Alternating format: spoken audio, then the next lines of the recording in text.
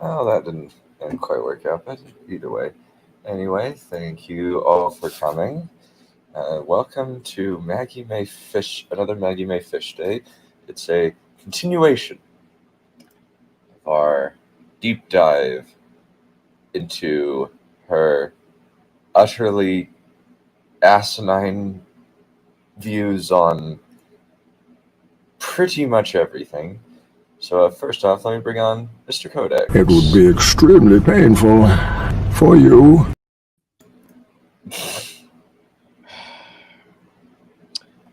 Fitting, unfortunately. And Very fitting. Mr. And Mr. Aspiring, he got gave me a new intro, so I'm going to use it. Bleeding astronomical moron! What are you doing? I'm done. I'm broken. This thing has killed me. Yeah, I find that really appropriate for today. Does seem appropriate. Alrighty. Mhm. And we have another guy in the back room. Please welcome. Everything they said was true.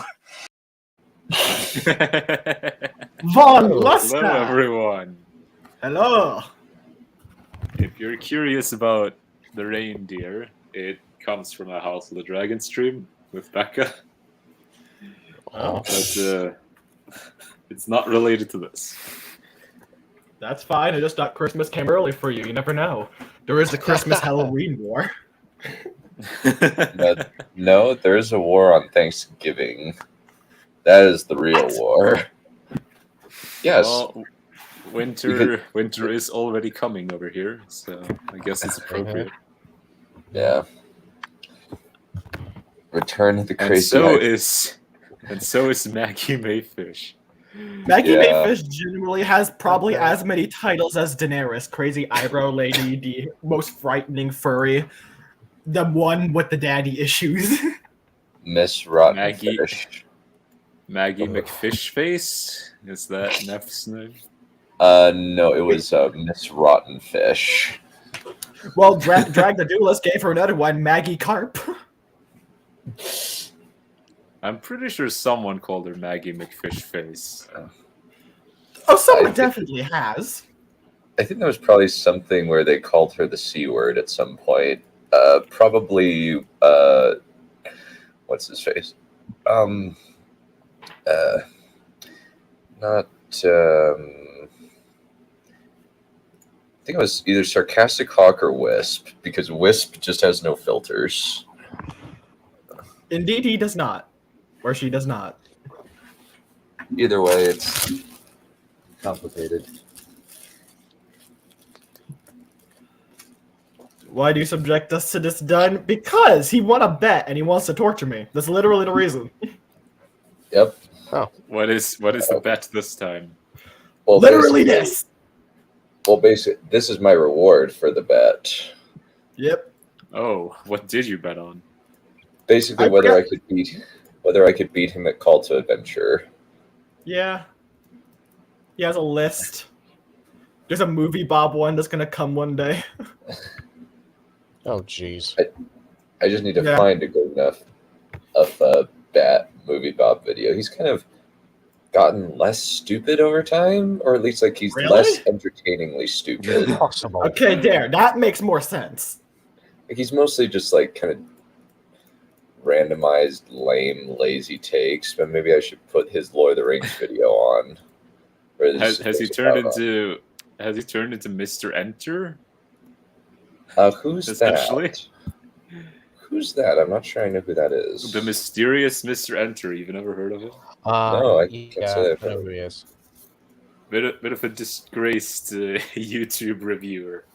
He's the guy who made the 9/11 comment for Turning Red. Whoa. Yeah. Yeah, he was the one who said that like everyone should be afraid in that movie because it's set about a couple of months after 9/11. Whoa. Mm-hmm. Okay, let's. Okay, this is 37 minutes. Okay, we can get through This this, is gonna boys. take a while. Yep. let's get started.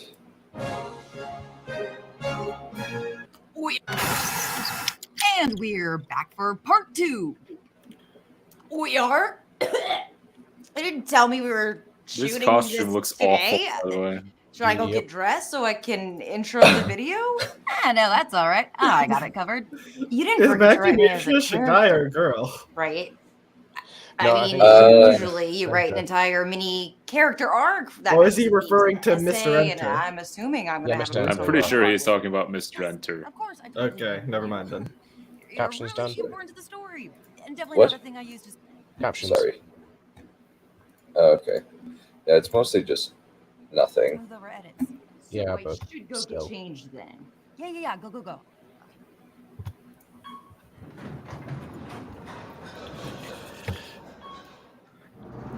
Like, I'm Gotta not be an honest, expert the on skits I'm make not this an so much worse. expert on- I'm not an expert on costume design, to be fair, but the one that she was wearing just does not look good. Well, she doesn't exactly have a budget. That's true.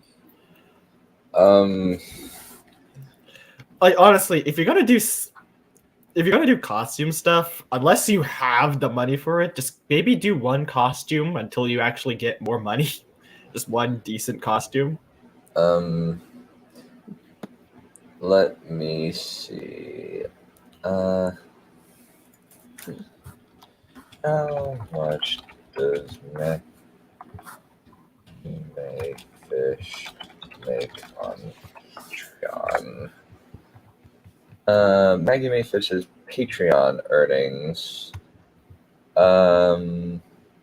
She makes between $836,000 and $8,000.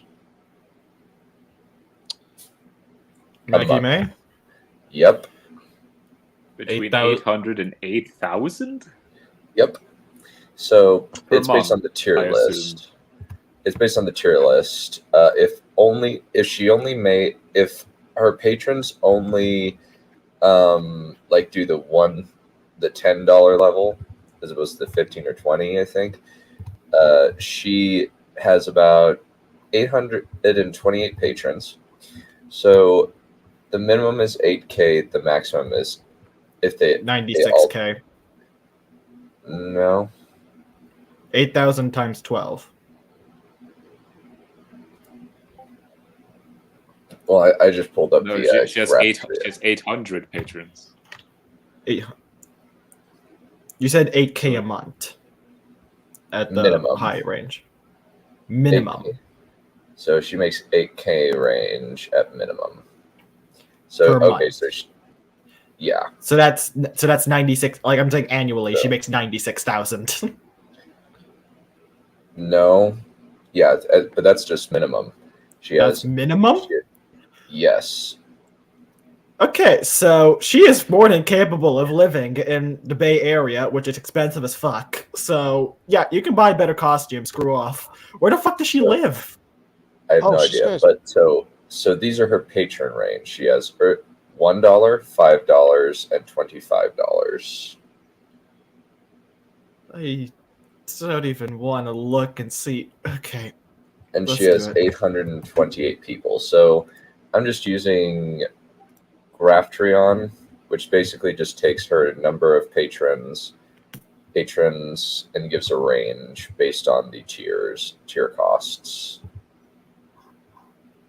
And maximum is $836,000.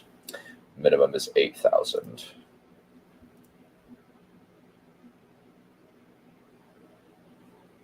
No. No. No. Wait a No! minute. Wait a minute here. If she has 800 patrons and all of them pay $1 a month, isn't that 800 rather than 8,000? Yeah, I don't know. Maybe it's doing annually? No, it's doing per month. Per month.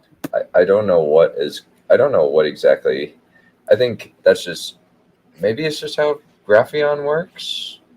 I'm not sure. Well, either way, no. How the yes. I know Movie Bob makes like $3,000 per month from Patreon, but fucking hell, how do retards get this much money? No Because idea. we For Movie Bob, I would reckon that it was because he has a really long-running following because he was very early on YouTube and had better than average editing for the time. Yeah. It's very curious. Like if you watch his old stuff, it's basically identical to his newer stuff. Yeah. But yeah, pretty much she makes a lot of money doing just this. And that's if this is her only job.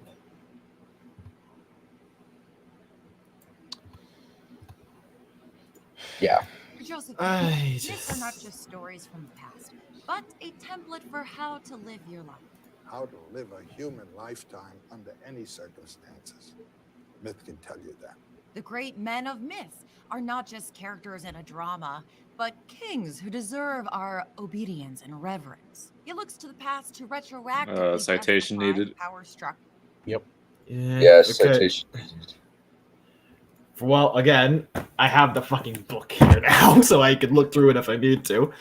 2, okay, myths are vary a lot. They can tell you a lot of things about how to live your life. That is the point of stories in general, is, hey, try this. Yeah, like the myth of Oedipus is basically don't fight your fate and don't try to cheat fate because it And don't will fuck end up your making mom. it happen. And do not strip your mom. Yes. And don't kill all the people that you meet on the road because it might be your dad. And also, don't do something to your son's ankles and leave him on the street. Yep. And don't do it stupid. That's just how it is. It's just, or the myth of Hercules. It's bridle your passions as well as learn how to not just use your strength physically, but your strength mentally. Like you see the Aegean stables are basically years and years and years of horse crap accumulated that he has to get rid of in one day. And don't get overconfident and get poisoned with centaur blood. That too, yes. Also, That was more his wife's fault, to be fair. Yeah, it was. Mm. And Or the centaur involved. as well as the myth of Jason, which the main takeaway from Jason and the Argonauts is don't stick your dick in crazy. Yeah, don't cheat on your all-powerful sorceress wife. Or don't dump her. Yep. The funny thing is that Jason is basically the bad guy in Jason and the Argonauts, at least by the end. Yeah. He does fucking die from his own ship collapsing on him. Yep.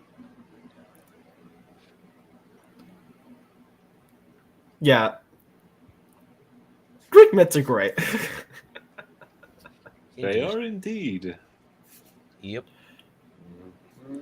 Also, not all myths are men, you fucking twat. Jesus fucking Christ. You'd think if someone like you would go out to find female myths, but nah. Atalanta, for example. Psyche, I think the name is. The one who, Psyche, I believe it Psyche, is. yeah. Same She was thing. She goes on the same hero's journey as any other male main character or in any story ever. Yeah, she got fucked up in her myth. A lot. Aphrodite was a fucking bitch. Yeah, she is. Aphrodite is a bitch. Mm-hmm. Anyway. Alright, let's see what... Speaking of don't stick your dick in crazy.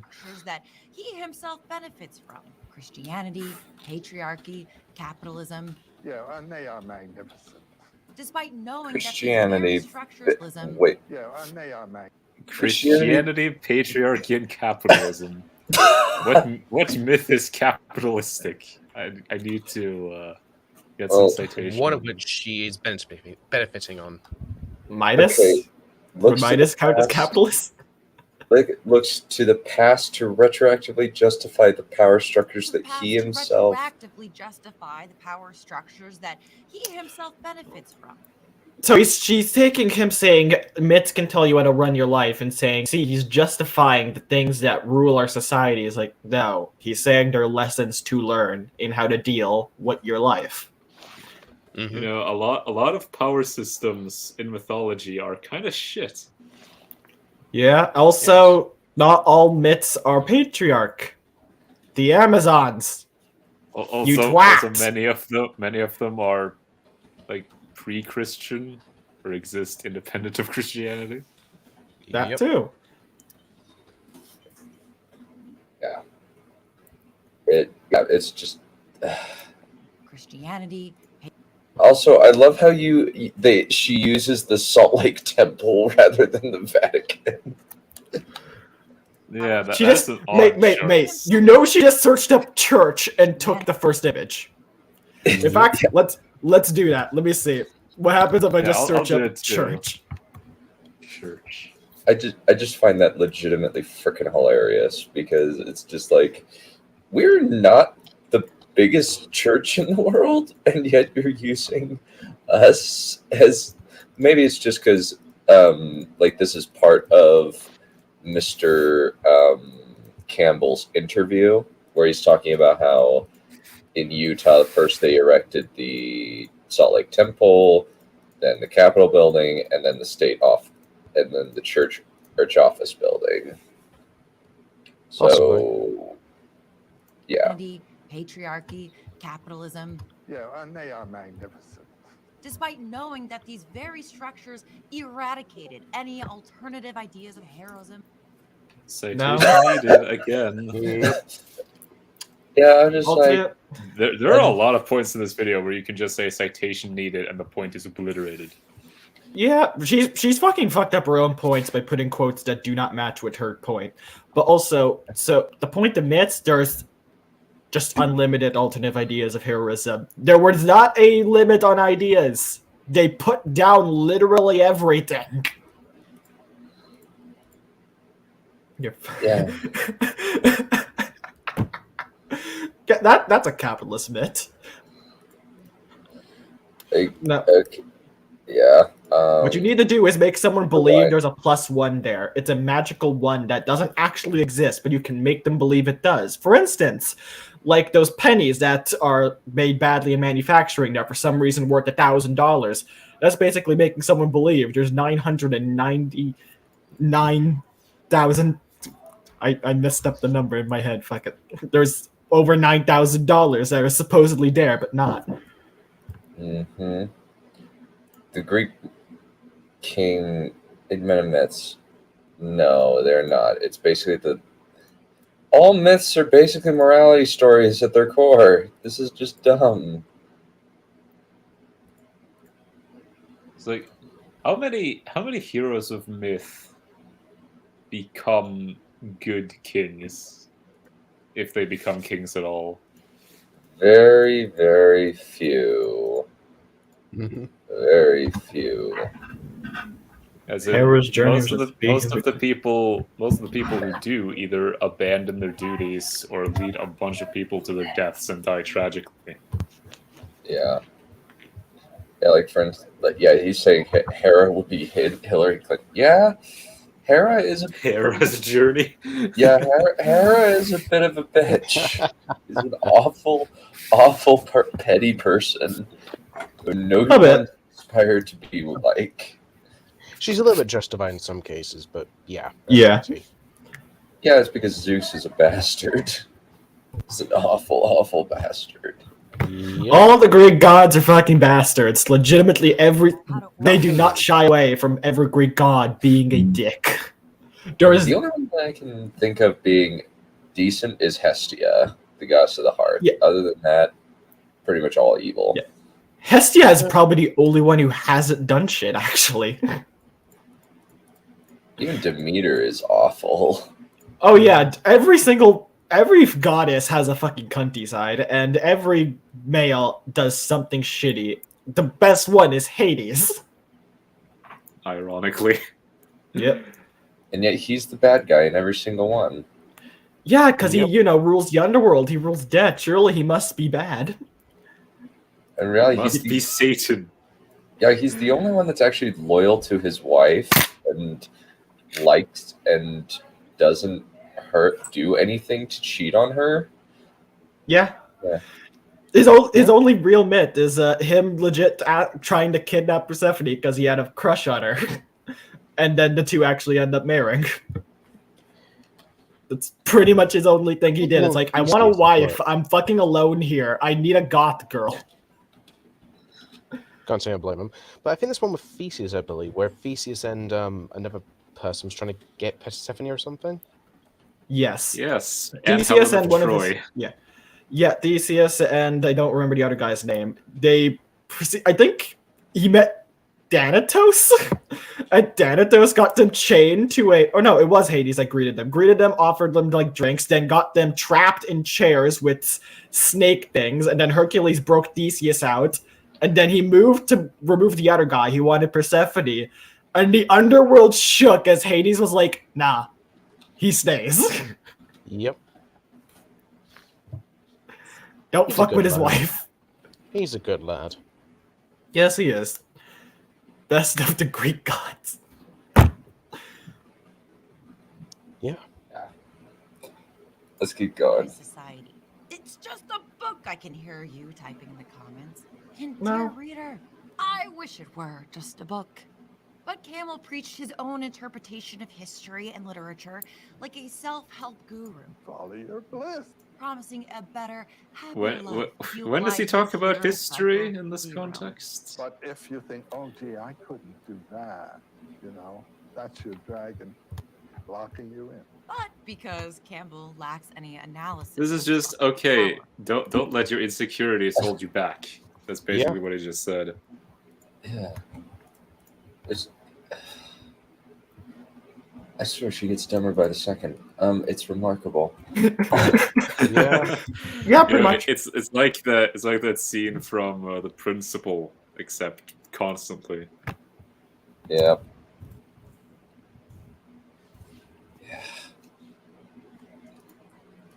I don't think it would help you to change the system, but it would help you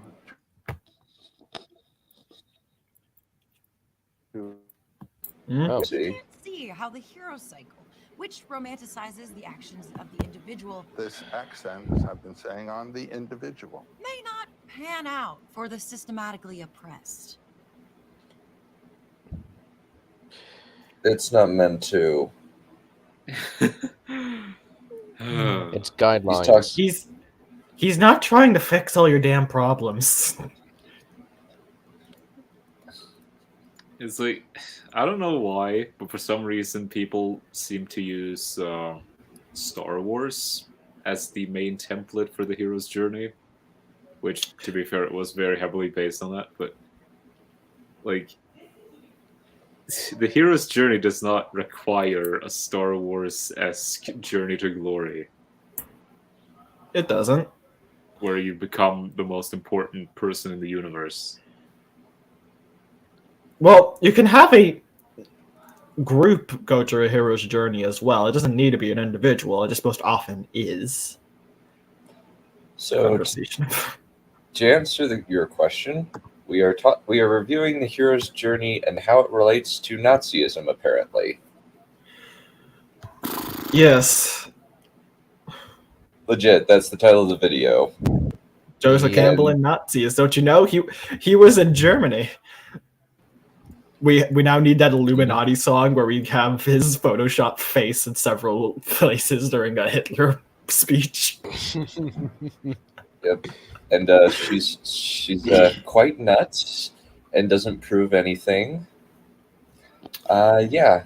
Let's keep going. She is try to mentally prove deranged. anything. What? Sorry. Doesn't try to prove anything. Yeah. How the people whose cultures that he spoke for might view his authority as the dragon. Anyway, here's the time he defended Nazis. What? I'm Yep. very confused. Joseph Campbell repeatedly talks about war with heroic terms.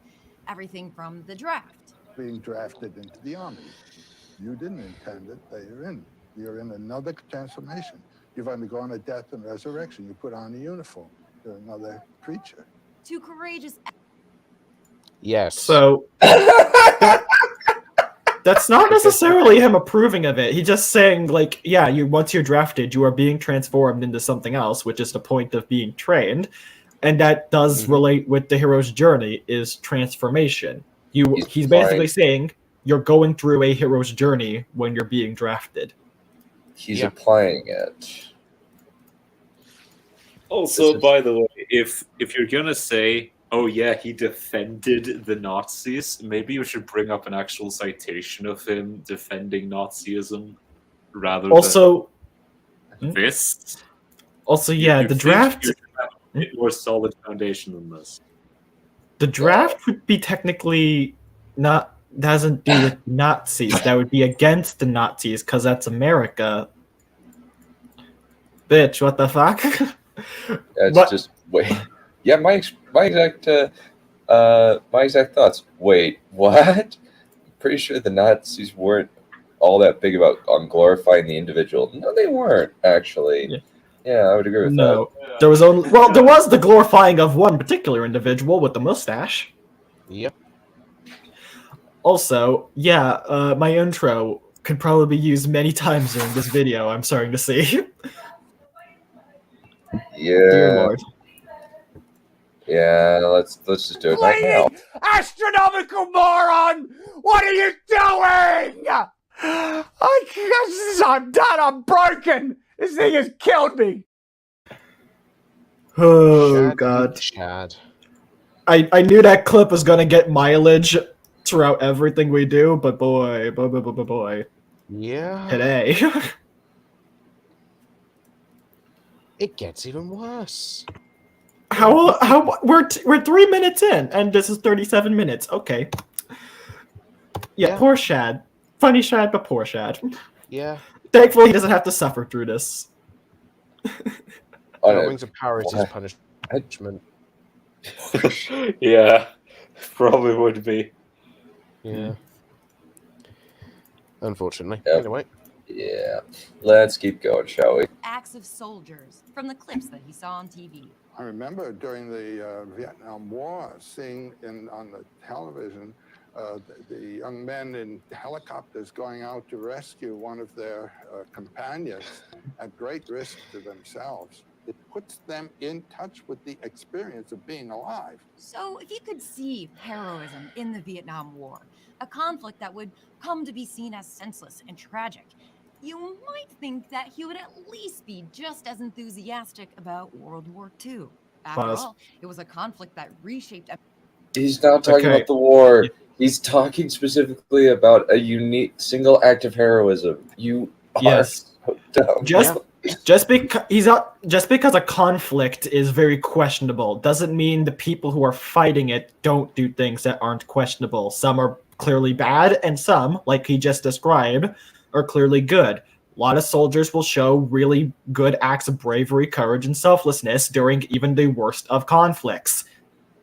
World War I is considered a very pointless war, but there is one of the most popular things to talk about it is the one Christmas where the fighting just stopped and both sides were in most locations over the war didn't fight, they just cooperate. They had a good time. It was a weird, unique circumstance. It was never repeated because the generals were like, fuck no, we're not doing this. And that's something to talk about. That's like wholesome in one of the worst conflicts ever. And you're just going to say, no, we can't praise that. We can't praise this one time where two opposing sides managed to come together for once. Fuck off. Yeah. Reshaped American mythology. Just look at a guy like Desmond Doss. American mythology. Called countless people around the world to action and even gave us the textbook baddies, the Nazis. Nazis. I hate these guys. All right, let's set the stage. It's 1941. Pearl Harbor has been attacked, and America can no longer remain neutral about the war. Campbell writes a lecture called Permanent Human Values to give his thoughts on this call to action and the atrocities abroad. Except he didn't see this as a call to action and downplayed the Nazi threat by minimizing their atrocities. He warned his students against getting involved. In 1989, Brenda Gill wrote a retrospective that criticized Campbell's response. Gill writes, In December 1941, 3 days after Pearl Harbor, Campbell gave a lecture at Sarah Lawrence on the subject Permanent Human Value. So, urging the assembled undergraduates not to be caught up in war hysteria. Okay. That doesn't sound too bad to me. Yeah. And In fact, say, I would argue he's actually cautioning against that exactly, because this one of the main reasons were, one, because people, especially Britain and a lot of other countries, got caught up in war hysteria. And remember, he's talking to undergraduates who are really young. He may not want them to be Stupid. caught up in a war to die, no matter the conflict. It's like, he would want... It's not a bad thing when a teacher wants to see his students live and grow, and knowing that a lot of them will go to war and die because they get caught up in it. and He's not, like, disapproving of it. Like, assuming that these are average undergraduates, it's like 18 to 21 or 22, Yeah. maybe, roughly. He's not saying don't do it. He's just saying finish your education first. He wants them to have that before going, it seems. Like, these are youthful people who would react very viciously against something like Pearl Harbor. They would get caught up in that whole thing. It is right for him to try and be a voice of reason to the impressionable who might go off to die. and saying, just you are don't just make an impulsive decision and go into war because a Mr. Hitler collides with a Mr. Churchill. Also, here's the thing: the Nazis, like, this is the thing about World War II. Nobody really knew how bad the Nazis were until after Hitler was dead. And they found the concentration camps. Remember, America did decline letting in the Jews at one point. There was a lot of... And the internment camps afterwards. Yeah. Yeah, just... Nobody really knew what the fuck was happening. Yeah. Yeah, they didn't know just how awful things were over there. This is not downplaying. This is just a matter of lack of information due to the fact that Hitler kind of kept the concentration camps on the down low. Yep. Oh, yeah. They didn't advertise the fact that they were just putting people into a literal meat grinder. Try and remember the era this is set in. Communication is not nearly as accessible as it is now. It would be really hard to get that information to everywhere else, like Britain and America. Mm-hmm. Especially Also, when they actively want it suppressed. Also, Exactly. consider like what you actually would see on whatever form of communication you were using. Like, have any of you ever listened to the band Tool? No, I can't say so. No. So they have this song, and it's in German. When they're singing it, you start thinking, hey, is this a Hitler speech? But then you actually translate it, and it's actually a cake recipe. So the point I'm making is that speeches made by Hitler were not a constant barrage of anti-Semitic rhetoric. There was actually a fair amount of things that you could get on board with. The problem was, well, there were certain things he didn't talk about that were more important to him and should be more important to us. Yeah. Yep. It's a word of mouth thing versus, again, difficulty of getting it through word of mouth. Also, pictures. Getting pictures would not have been easy back then. Nope. So yeah, Like, it's the sort of thing that is easy to criticize in hindsight, but wouldn't have been easy to criticize in the moment. Yeah. I'm talking specifically about what Campbell is saying here, not the concentration camps. The concentration camps were just awful from start to finish. Yep. Urging the assembled undergraduates not to be caught up in war hysteria and not to be tricked into missing the education to which they were entitled simply because a Mr. Hitler collides with a Mr. Churchill.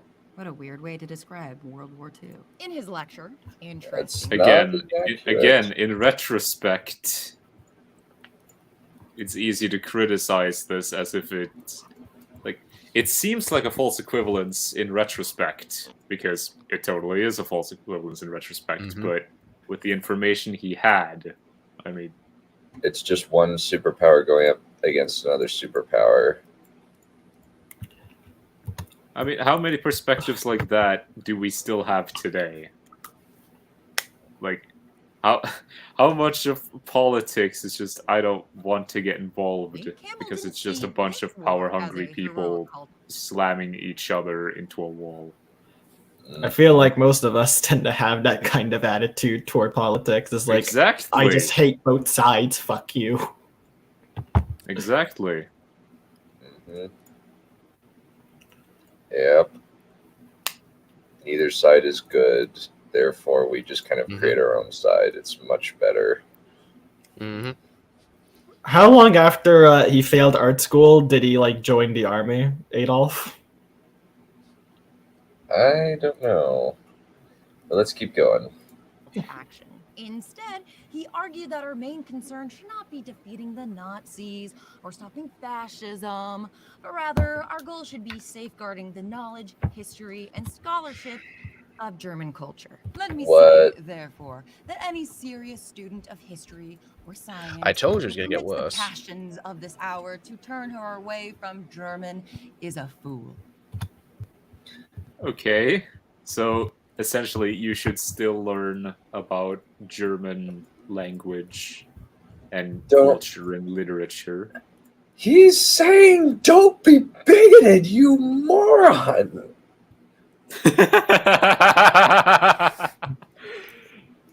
That's what he's saying! He's saying don't let the passions of the hour make you do something stupid and become ignorant. Well, unfortunately, the person who's currently... Also with the whole... Oh, his concern was not about defeating Nazism or stopping fascism. Again, hindsight is 2020. We know a lot more about those things now than he would back then. Which, on its face, I don't have a problem. Okay. Oh, finally! There's an singular say in the comments. There's an except. There's a but. We need to see what's the but. Let me see the but. Pregnant but, I reckon. That he'd be extremely angry with Hitler for banning and burning books from his extremely important German culture, right? Wrong. In the very same lecture, where he says that preserving German culture is more important than defeating Nazis, he also dismisses concerns about Nazis destroying German culture, saying that anyone who criticizes the censorship is merely snorting through one nostril about the book burnings in Germany. No, I want more context. I want more context on that. I agree. I want more context on that. Snorting through. Okay. By the way, this is being read by Big Joel, which I find hilarious. What's this? Who? Human values. He makes some interesting points sometimes. Let me just say. I see.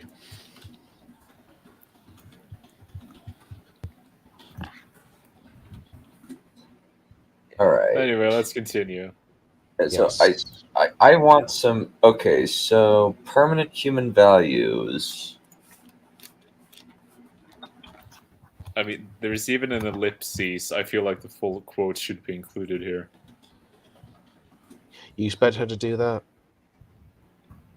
It is better to include the full She has quote, you know? Yeah, she has sometimes done that to her own detriment, so she is sometimes stupid enough to allow that. But she's also disingenuous shit, so...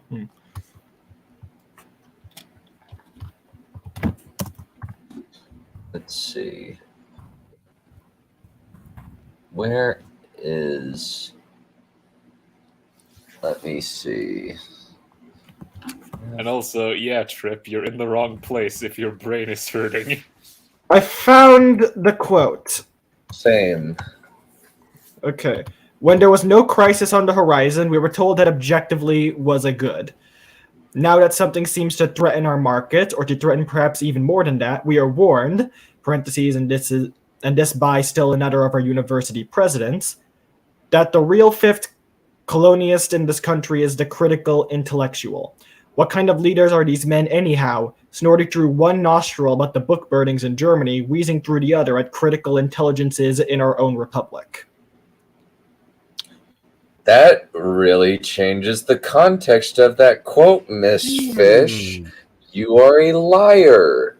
You are a blatant liar. He's criticizing their leaders, not necessarily that.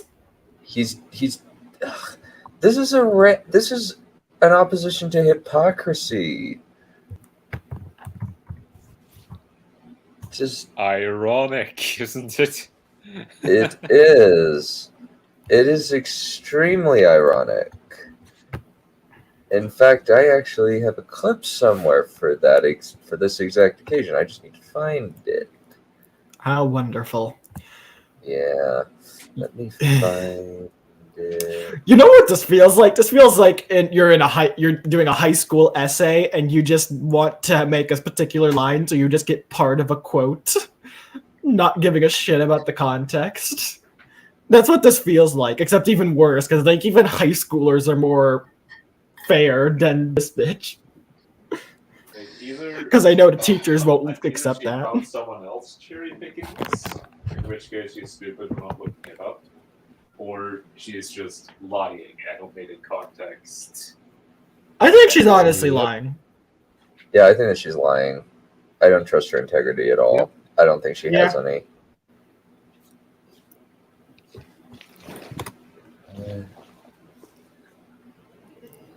Where did I put it? It's somewhere. I read it. But you're fucking wrong! You're so fucking wrong! You're wrong! You're lying!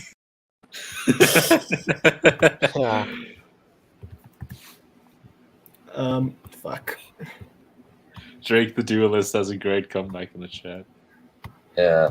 So I found it. Let me actually post. I'm doing that. It's just a big quote. There. Thank you. I'll do because it didn't give the about. My computer is not working. I was just able to do it. Yeah, I know, but for some reason mine's just being a dick. I think it's maybe because I'm on StreamYard, posting it through StreamYard as a comment. Mm-hmm. Yeah, I'm trying to put it through YouTube, and it was just not letting me highlight to remove any of the shit. Yeah, I'll just post stuff in the channel. It'll be much better. I fucking hate the goddamn 200 limit. Ugh. Yeah. Well, the nice thing is it's cut shit. And paste. Yeah, just cut and paste mine into 3 different comments. That's the nice thing about doing it through StreamYard. One nostril about the book burnings in Germany. Now, many of you probably know that Germany didn't just burn any old random books. They selected the books that they considered subversive and threatening to their power. One of their very first targets was the raid on the library at the Berlin Institute of Sexual Sciences in May 1933. The institute was a world leader in research on human sexuality and a vocal proponent of the global decriminalization of homosexuality. Founded by Magnus Hirschfeld, who himself was a gay Jewish man. The Nazis stole and he's gay, so he's good, man. 1,000 books, all of which were I think the latter to the Nazis would be more prevalent, really. Transgender experience, as well as. So we've already debunked the basis of this argument. So all of this is just fluff, really. Also, would Joseph Campbell have known what specifically was being burned? Because again, information does not travel well in the 1940s. It would have been just generalized book burnings. Also, he never said that he didn't like the book burnings. He's talking about how these guys are hypocritical about what they choose to complain about. Yeah. Also, irreplaceable research on the queer, gay, and transgender experience. I don't agree that research is irreplaceable. It's highly valuable and hard to replace, maybe, but I think at this point, we would have been able to replace it 10 times over with the internet and all. Yep. And there's probably just as much fake research as there is real research. Oh, I did appreciate that trip. She is indeed a disingenuous cunt. Yeah. On capitalism. Yeah. Yeah, that's true. Oh yeah, Hitler hated capitalism. He actually, I think, said that the best future would be one without capitalism. He wanted to abolish it. He wanted to abolish currency. Tell me that, huh? Yeah. Tell me that, Maggie May. What do you think of Hitler's position on capitalism? It sounds like you two agree. Funny that. Let's keep going. As years of medical records that painstakingly recorded safe healthcare practices for LGBT plus patients. I'm not the first to point out what a significant loss to science and humanity this was. Had the Nazis not targeted the Institute in an effort to synchronize culture to their ideology, who knows what kind of strides we would have made towards queer liberation. I would not go doubt that far. very many, to be honest. Yeah. It is only very, very recently, and I don't think that any medical stuff would have mattered because we're only recently getting into the, I guess, destigmatization of homosexuality. And unfortunately is starting to go such a horrible way in trying to get that. Yeah, it's actually kind of making it even more stigmatized. It's just that there's more activists in favor of homosexuality that are just making the other people go, what is wrong with you? That seems to be the direction. Basically, you just get... What happens, everyone's got a megaphone, and you guys are really obnoxious in using it. Yeah, it took the internet to make queer ideology less stigmatized. Yep. Yeah. Yeah. Even granted that Germany led the world in LGBTQ rights, and it didn't, that would assume that the entire rest of the world was sitting on their hands and entirely idle on the subject. Yeah, no. Like, look at Alan Turing. Alan Turing got chemically castrated for being gay despite his service to his country. Jesus. Yeah. Alan Turing invented computers. He cracked the code on the Enigma device that allowed the Allies to figure out German codes. Yeah. And admittedly, they destroyed a lot of his stuff to prevent the knowledge from getting out. But Alan Turing, because he was gay, was chemically castrated. And he wasn't alone. This is what happened to a lot of gay people during that time period. Very unfortunate. Well, as far as I was aware, as far as I know, he was offered to either renounce his homosexuality or get chemically castrated or something. I see. Yeah, I remember now. Yeah, maybe he... In the end, he did get chemically castrated. Yeah. Yeah, let me see. And then he committed suicide. Well, there's Mother Trips comment here. Supposedly this would be researched before the Nazis. right? Yeah, so he was actually it was imprisonment and probation. So how it was is Turing was convicted, given a choice between imprisonment and probation, and his probation was conditional on his agreement to undergo hormonal physical changes designed to reduce libido, known as chemical castration.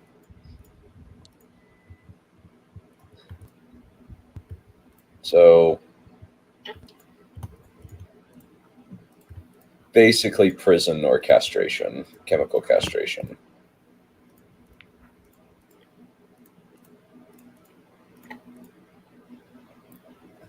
Yeah, and other people were not safe.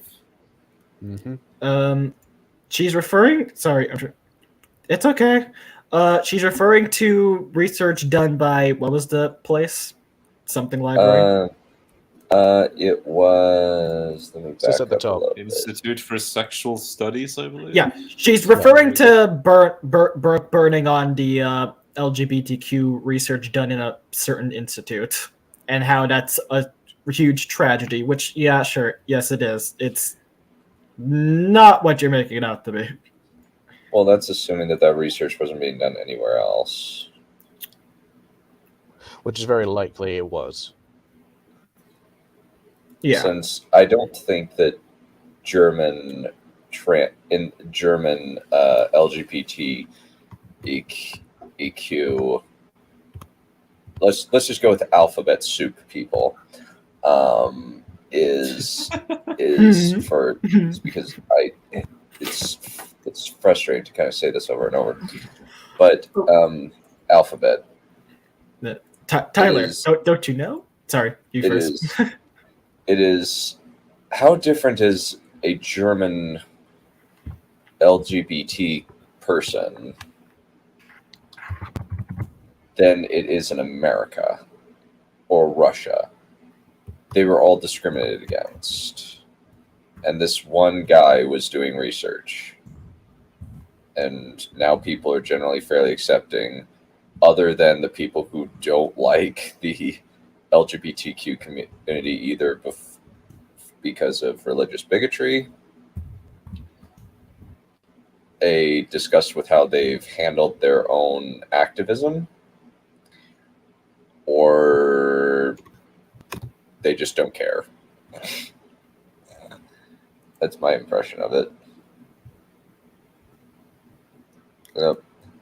Turing just transitioned against his will, much like modern autistic children. Oh dear. Yeah. Ooh. Yeah.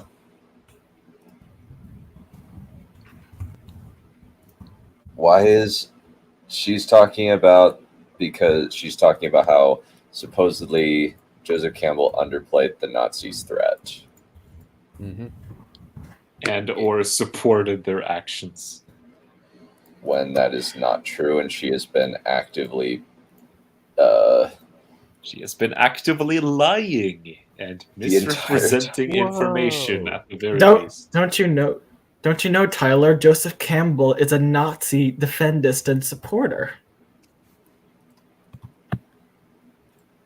Yeah, she's totally twisting it to fit her agenda, but she'll never learn because she's an ideologue, and ideologues are crazy. If these writings had survived, that would mean that we'd have a century of continuous research and support for LGBT plus people. What? No, okay, wait. Pause.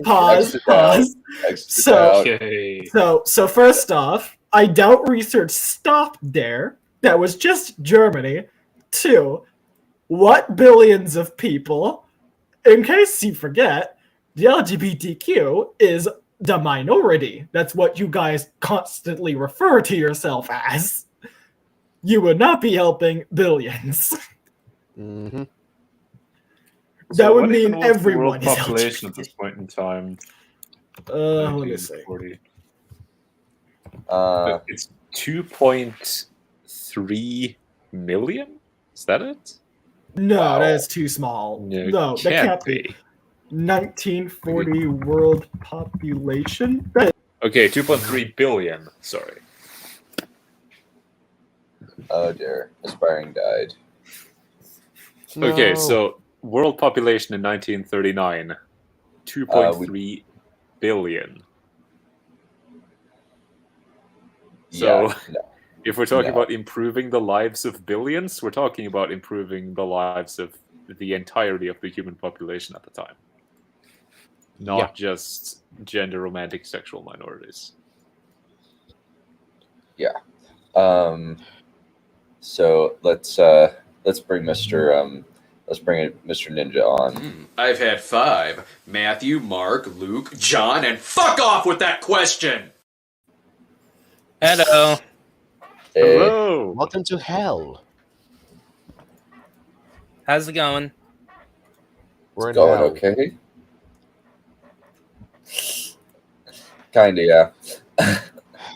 Man, she made a 40-minute video on a part 2? Yep. Okay, that did not happen. I did not just accidentally try searching up the world population with the same tab of StreamYards. Yes, it did. This did not happen. Yes, it did. But I saw, and it says 2,307 million, so that'd be 2.3 billion. Yeah. So that would be the world population at the time, 2.3 billion. So billions of people, you are just reached the billions part of world population. I guess she's talking about in the future, but that's if this But that's if this research ever got out of Germany or was ever going to get out of Germany. This is a lot of assumptions. You're also assuming that research is going to be super useful when it's been made in the 1940s. You have no idea what that research consists of because it was burned. It could have been anti-gay for all you know. It could have been research on AIDS. You realize a lot of research on women and stuff is kind of bad from those times because they made really bad assumptions. You think they don't do the same for the LGBT? Yep. And it's just going to get worse, ladies and gentlemen. Proving We're lives 6 of minutes in. people around the world. We're an Sure. hour. Yeah, I guess everyone who showed concern were all just snorting through one nostril. Lies. We've been over this. Lies. This is false. This is a misrepresentation of a statement he made, devoid of context. Unintentionally or intentionally, it is a lie. It's intentional. Maybe I'm giving her too much credit for her intelligence. But she doesn't have reading comprehension, so... Ninja died. Oh, okay. Okay, seems like I'm not the only one who accidentally looked something up on their tab. No, I think it's just his devices. And his device is not connected. I think that's the problem. But yeah. Aspiring writers, dumb, please kick. Kick aspiring. Campbell argues that Americans should not judge Nazis that harshly because America was brutal in the past too. That art cannot be political and accuse anyone who wanted to Citation. stop egotistical because they were putting their desire ahead of permanent human values. Citation. Needed. Indeed. What is wrong with you, you dumb person?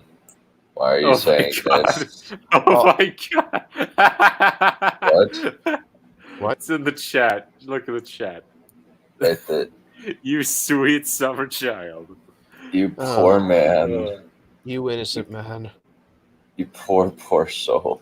I envy you.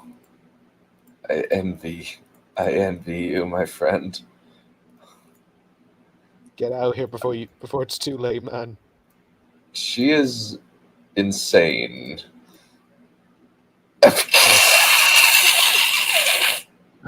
Oh.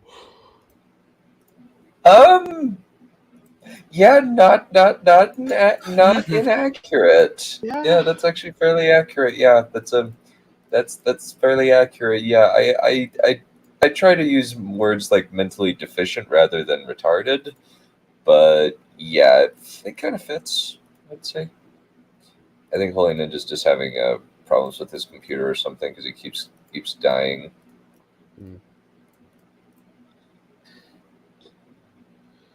Do not ask that question and run away quickly. Yes, please do.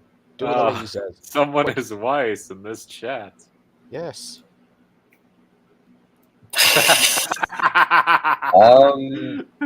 No, that's actually no. She's Smud and White's girlfriend. They're in a polyamorous relationship. I just showed her to Smud once, and he was like, "We need to continuously cover this woman. She's insane." Yes. And here we are. She's also shiny sex. Oh Christ. Yeah, because Shiny. I think after we saw the her Obi-Wan cucked Anakin video and is the real dad of Luke and Leia. Yes, she made Shiny. that video. Yeah, Shiny threatened to kill me because I. Wow. No, she's not blacklisted. Not yet. No, she's like whitelisted essentially. We do her videos every month. Maybe at some point you will catch up to her. No, we are. Yeah, maybe eventually. To me, she's just a walking daddy's issue. Oh Lie yes. for her teeth. Knowledgeable person is able to lie. I am decanting to the more deficient qualification. She should be blacklisted. No, she's too entertaining to be blacklisted. She's so dumb. It's hilarious. Also, we have about an hour and a half to cover this, so we should get going. Yeah. But listen, I'm not actually here to retroactively humiliate Joseph Campbell about his. No, you're just here to slander him. Because he did that all Yep. himself while he was alive. A show of audacity that shocked even me. Campbell sent a copy of his lecture on permanent human values to the writer Thomas Mann. Mann was one of Campbell's literary heroes, next to only James Joyce. Campbell sent this speech in which he minimizes the danger of Nazis and book burnings to a German Citation. novelist whose books were literally burned by Nazis. Mann also struggled with his own sexuality in his life and writings, and he was eventually exiled from Germany for fear of being executed. And this is kind of a microcosm of what Joseph Campbell does. Here is someone with first-hand experience, one of Campbell's self-proclaimed heroes, who Joseph Campbell easily could have looked to as an authority on the effects of Nazi oppression. After reading the lecture, Mann wrote back to Campbell. It is strange you are a friend of my books, which therefore, according to your opinion, must have something to do with permanent human values. Now, these books are forbidden in Germany and in all countries that Germany rules, and whoever reads them, or even should sell them, and whoever would so much as praise my name publicly, would be put into a concentration camp, and his teeth would be bashed in, and his kidneys split in two. You teach that we must not get upset about that. We must rather take care of the maintenance of permanent human values. Once again, this is strange. Context, please. Also, there's a very, very hefty difference. Like, he had no idea this was happening. Yep. Yeah. He also, like, also context-wise, he doesn't say that the Nazis are not bad. He says that you should treat all bad things equally. This is really stupid. Mm-hmm. And like, of course it is. Also, people did not know the horrors of the Holocaust and the concentration camps, unfortunately. Mm-hmm. Like, same with the Gulag. It takes people who escape from those environments to tell, and people did not believe them. No, because it was just like, it was a horrifying thing that happened only, it was a horrifying thing that was so shocking to people that they just could not believe that it was happening.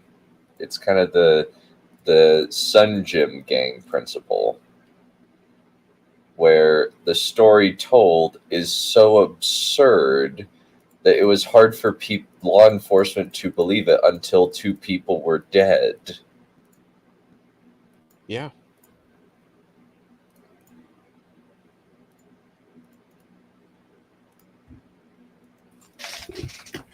All right, let's keep going. Mm-hmm. But yeah, it's like it's not a matter of Campbell humiliating himself. It's the fact that Campbell didn't know what was going on. Yeah. I'm back. What have I missed? Nothing. Absolutely nothing. What point is she making here? That Campbell sent a letter to a guy who had his books burned and apparently was having troubles with Nazi Germany, including his lecture. And the guy said, "It's strange that you kind of say that you should be focused on X, Y, or Z when you should be focused on this," because he has no freaking context. Nor do we, with regards to this quote. There could be a lot more to this that could change what he's saying here.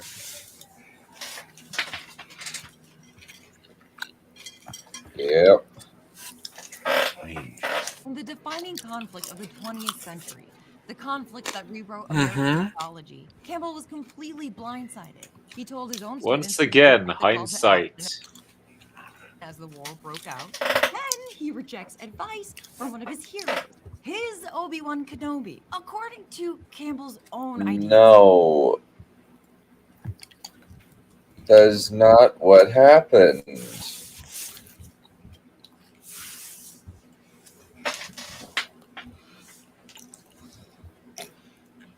We've already gone over this. Deep introspection and spiritual growth, but it didn't. And even years later, when asked about Thomas Mann, Campbell claimed that the writer had lost altitude as an artist by descending into political activity and raising his voice against the Nazis. Oh my God! Just as Campbell. I want to see what made him to go that far. What was the statement that made him Campbell go nah? Because that seems a bit too broad. He also didn't. There's nothing about him rejecting anything from his friend, from one of his heroes. So, Of their own myths. Also, with regards to the whole spiritual introspection and all that, like, is there a reason why that shouldn't happen after the war?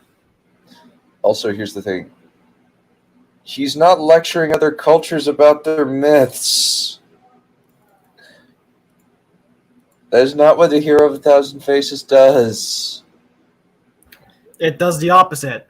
It's telling other cultures about other myths and how it relates to theirs and everyone else's, and the commonality between all of them, the common thread that seems to come through just the general human experience, no matter where you are. Yep. Unfortunately, you cannot relate to any other human, so the idea just kind of goes over your head.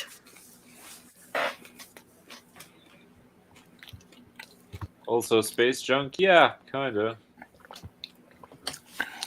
Is she trying to discredit the hero's journey? But yeah. Turn up the video? Pretty much. Okay. Let me turn up the video then. But he's not lecturing anybody about anything. Other cultures about their myths. He is not culture-splaining, you complete dunce. Culture-splaining? Culture-splaining. That is even worse than bat-splaining.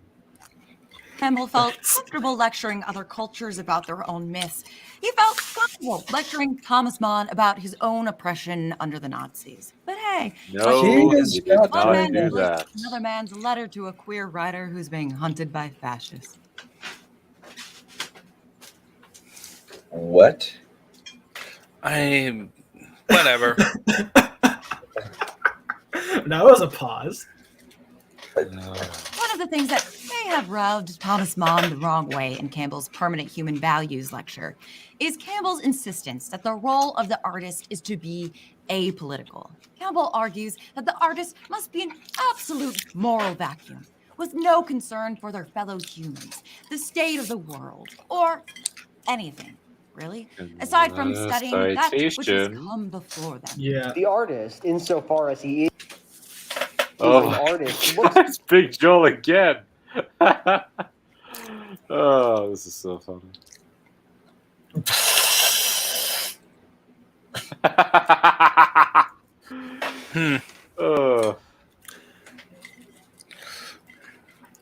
This sounds stupid and you should stop watching. Probably, but Dunn feeds off her pain, so we must give him funny nourishment. to turn away. You know, it's like watching a train wreck in slow motion. You just can't turn away. or a Transformers movie, or Wonder Woman 1984. Or Cuties. He seems to just well, be actually, saying with Cuties, you can pretty easily look away, to be fair. Joseph Campbell seems to be saying the artist should not have an agenda. I'd rather listen to School of Movies. Wow. Wow. School of Movies is really It's not even bad. funny. This is funny. School of Movies is pretty bad. Yeah. The only thing I know about them still to this day is that I for some reason sounded like one of them, and that's the first thing Tarek ever told me, the bastard. Oh no, it wasn't Tarek. You said that, and Tarek's like, wow, first time he's come on here when you'd say that. No, Tarek was you were the bastard. Tarek was the good guy there. All right, I want to. So, what is she saying about art? Let's just see. Yep. At the world dispassionately, without thought of defending his ego or his friends, without thought of undoing any enemy, troubled neither with desire or loathing. You must not allow yourself to be tricked into believing that social criticism is proper art. I mean... She literally cannot conceive of a world where this is the case. Because again, she's just saying don't have an agenda. Which I think is very fair, especially in today's time. You should not write a piece of fiction with the intention to discredit a real person. Real person, real issue, or just... There's a way to put political stuff in your art and to make a statement about it. But he's specifically saying, like, the artist should not have an agenda.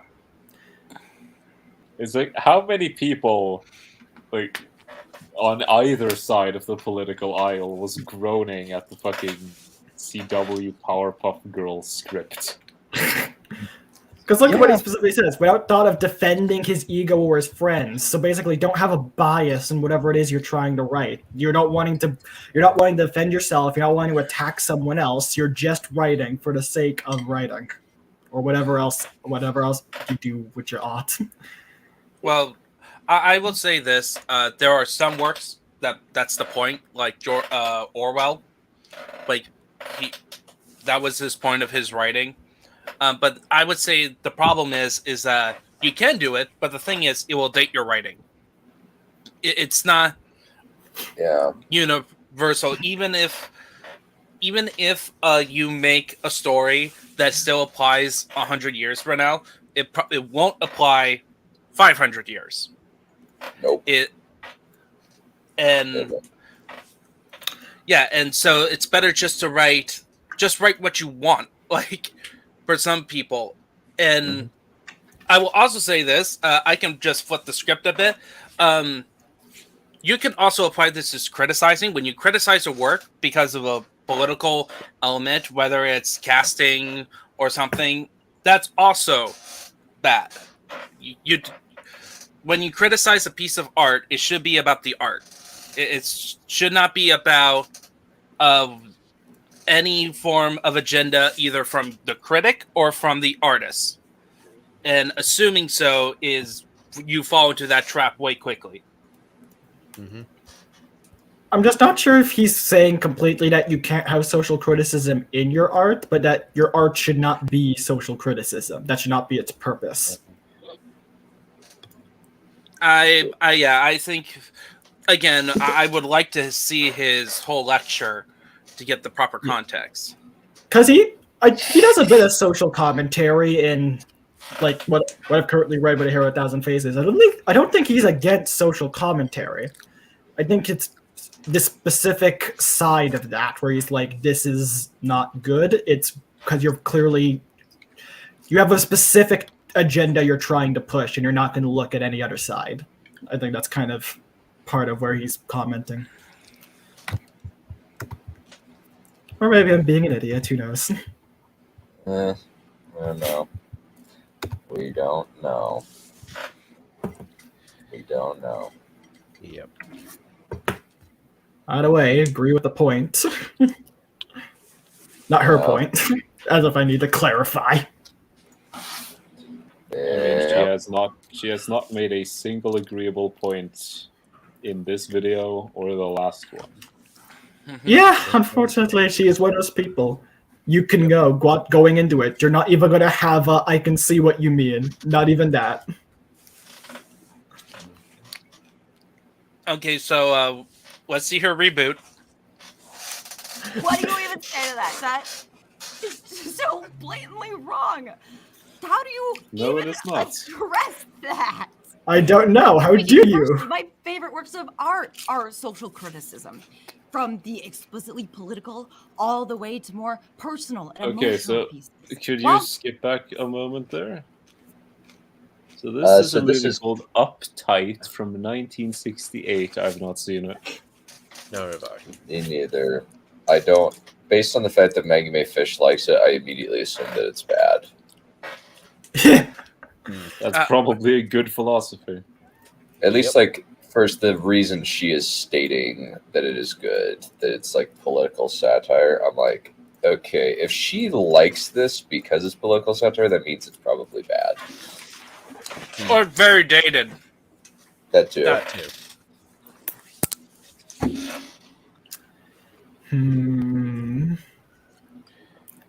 Yeah. It's pretty bad. Keep going. I'm curious where this is going.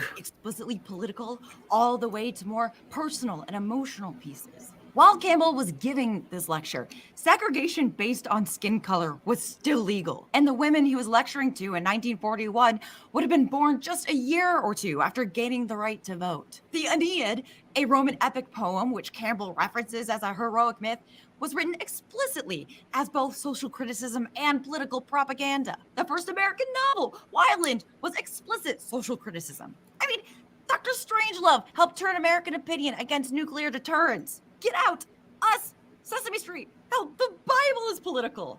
No, it's not. People's entire beings are labeled political, regardless of their thoughts. I don't think he was saying things can't be political. He's saying the artist needs to be apolitical. He needs to not have a specific bias that he's trying to propagate. Also, Trick to do is. I'm laughing at you because Gundam Seed is awful. Is hilariously bad. I need to take you on a trip on that, but that requires us to watch through the original series. Probably. Please don't make Dunn watch more shit. I'm not calling. Just he has enough on his list, and he's gonna make other people watch Here's it. the thing, Aspiring. This is a special kind of crap. This is crap that Japan loves. That's bad. So Gundam Seed, just for a brief right, this okay. tangent. So Gundam Seed was essentially Sunrise's attempt to basically bring a new Gundam series to be more of the modern day sensibilities at the time for Japan, because it was the turn of the 21st century. And what happened? And they decided to appeal to Fujoshis a lot more, and then they hired very similar actually to Rings of Power, where nepotism got involved. Where one of the writers was the wife of one of the series director. And they brought in some very fun stuff. And yeah, and much like modern media, it has a Gary stew. Huh. The artist shouldn't. And also Space Junk. No, Gundam Seed should not be your first introduction to Gundam. That should be like a later thing if you want to watch crap. Just do like Mobile Suit Gundam or any of the series. There's a bunch of series that you could just watch by itself. Well, Lacus is not that bad compared to Kira Yamato. But anyway, I just want to have fun. And, it also is political too. There's some political elements too. Get out! Us! I have not heard good things about Get Out or Us. Yeah. So I heard good things specifically about Get Out. It's Us that not as good. I've heard some mixed things about Get Out, but pretty much exclusively bad about Us. Yeah. I've not seen Sesame Street.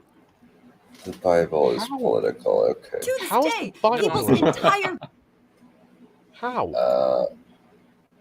I guess in terms of how we should treat one another, and people apply that to politics, I guess. Religion. Yeah, but in that case, you're applying a moral principle to politics rather than the other way around. Whereas Maggie views it as the other way around because she can't view it any other way, I guess. Try and remember, this person views everything as political, including religion. Religion is political, and that's how many people, for some reason, view it. Fair enough. So she has not, in fact, brought up anything regarding Comicsgate. No. It's not even in her radar. Comicsgate is not even like that. Like comic books are not that big in our modern culture at the moment. And then the Bible has been used as a political instrument. I'm not sure about it being a political thing, I suppose. It depends what you mean by the Bible is political, because religion is technically political. You will not convince me of that as long as I can see a survey that shows that majority of America will not vote for a non-Christian president. Well, is the content of the Bible political, or is the Bible itself used as a political beating stick? I am not familiar enough with the Bible to say that. Never mind. It did. Yeah, I feel like there are some things in there which you could interpret it as such. Yeah. Maybe. I'd rather not talk about it. Like, even though I am studying to become a minister, I'd rather not talk about religion stuff. Fair enough. Especially on the topic about art. Like, fair enough. That's our main point. Yeah. beings are labeled political, regardless of their thoughts or feelings. Yeah, that's unfortunate. Oh no! So do you identify as Mary? So you are forcing their identification as political? They don't get to choose whether or not they identify as political? I don't think that's the point being made. I don't know. She's That's... just saying that everything is I'm pretty sure the point being made is the whole meme about the two genders, straight and political. Maybe. Have you heard about that? Yeah. I haven't heard of that meme, but she is the kind of person to see politics in literally everything.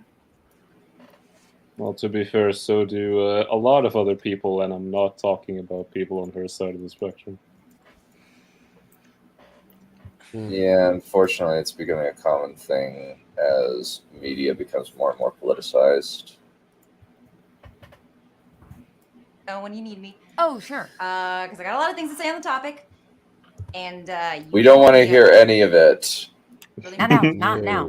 Yeah. Campbell had the privilege of viewing himself as apolitical and objective, when in reality, he, like many people in power, bend the world around themselves until it matches their personal biases. How and then funny on the Hot other meets hand, kettle. What? Hot meets kettle. How funny you say that. You have power in a video, and when writing a paper in a video, you have all the power in the world. That's like, this is technically writing we're talking about, and yeah, I don't think you understand how complicated the world is. You think? No, she does not. I don't think she is able to perceive the world properly.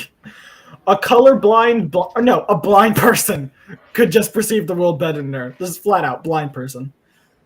Mm-hmm. And what is she saying here? Something stupid. Keep going for a bit, then I want to see the next subtitles. everything that women, people of color, and other marginalized identities say is considered to be our personal biases, marred by our emotional, unobjective, infantilized point of view. Instead of seeing us as people. Citation. He never listed names. He never listed race. He never listed anything. He just said he considered himself apolitical and objective because that's how he likes to view the world, which many of us can relate with. I feel like the I'm world just, would be a better, therapist honestly, right if now. people followed along with that. Mm-hmm. What was it, Ninja? Maggie, I got a question. Is this just your therapy session? Yes. Yeah, kind of, yeah. Is this just like us? Is the audience your therapist just sitting there while you're on the little couch thing and just rambling on, and we're just sitting there taking notes? Mm-hmm. Yeah. Yeah, you have to see. She has managed. She can't actually pay a therapist to listen to her ramblings because the amount she'd have to pay them would make her go bankrupt. So she instead found a way to make other people listen to her ramblings and pay her for it somehow. How she's managed to do this, I don't know. But clearly, Midas being able to turn things into gold is less of a miracle. Well, you know what? If that means she's functional in her private life, functions properly, I don't care. I don't think she does. Yeah. I don't think she does at all. She does not. Mate, have you looked in her eyes on the thumbnails and in the videos? There is not sanity in those eyes. The blackest eyes. The devil's eyes. Who might have insight into our own oppression? For a man who considers himself anti-authority, Campbell sure seems to view the great men of the past as essential authority figures. No, like a he circle. does not. That's you projecting. That is a lie. Again, it's the whole, oh, the heroes are kings that we should treat with reverence. Most of them are cautionary tales. Yep. Or have a pretty strong cautionary element to them. Yep. The only mythological hero that I can think of at the moment who unambiguously gets a sort of happy ending is Perseus. Exactly. That's who I was thinking of too. He gets a hot wife, he kills the monster, he gets his own kingdom. And he accidentally kills his his grandpa. Yep. Accidentally, not even purposely, so he doesn't get the punishment for doing it on purpose. It was also prophesied that it would happen, so he had no choice in the matter. Yep. I'm gonna watch Clash of the Titans one day. Yeah. The original, I mean. Supposedly Oedipus also got a bit of a get-out-of-jail-free card because of the prophecy, a little bit. Like, the gods took a little bit of mercy on his ass. That's Oresteia. Yeah, you got... Oedipus suffered consequences for his kinslaying later in life. Yeah. Yeah. Oresteia is the one where he after being chased by the Furies, he finally gets acquitted. Yep. Yeah, Oedipus lived a pretty shitty life once he found out about the prophecy and thought it was about his adoptive parents. It was shitty even before then. The man's ankles were like pierced through with something. Mm-hmm. Why the fuck you lie? Lying. Why you always lie? lying. Oh my god. Stop fucking lying.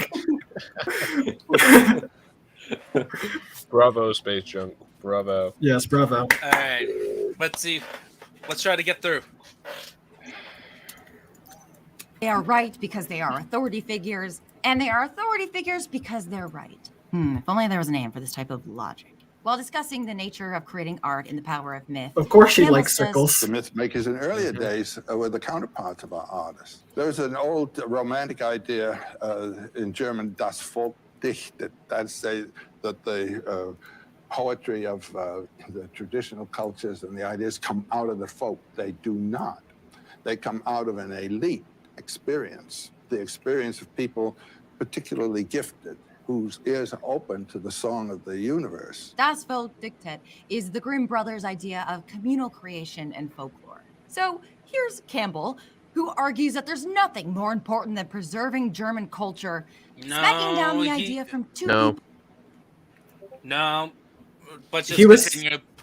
He was saying that the people who say those. One at a time. Ninja, then aspiring, please. I would just say just move on. Yeah. He wasn't saying anything. I'm saying he's not saying those people don't get a voice. He's saying the people who do write those down are specifically people who are gifted and listed to the song. He's saying it's all written by the artists. Because he is right. It's not all the people who write it, it's the artists who try and write it for the people.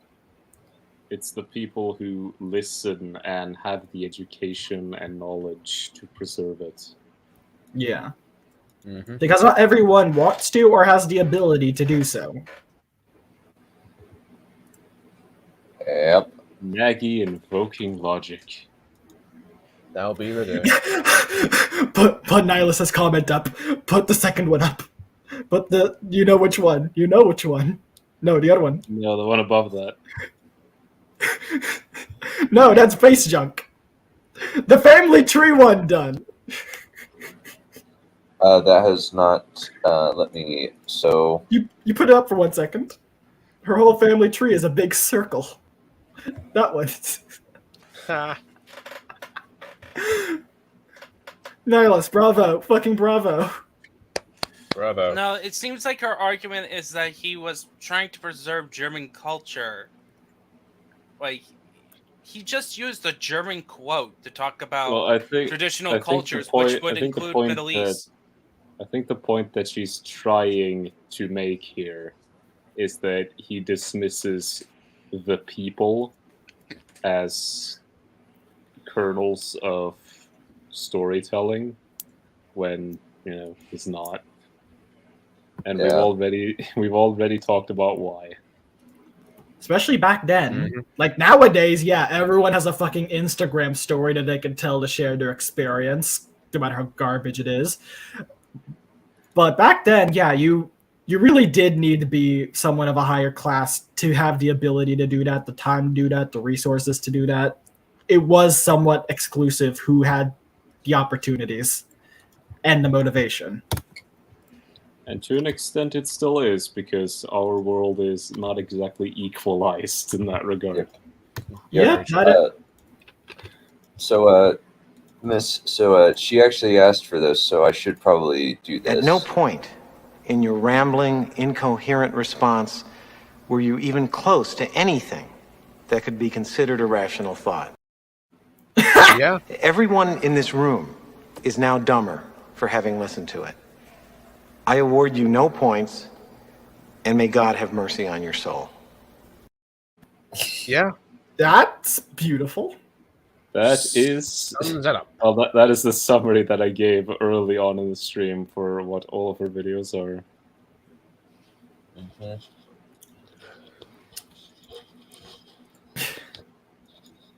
Yep, let's keep going. People whose entire life's work was to preserve German culture. And he doesn't even give a reason for why their work is wrong. And that's two white guys. Because he never says it is wrong. But That is a complete non sequitur. It doesn't even follow from what you just said.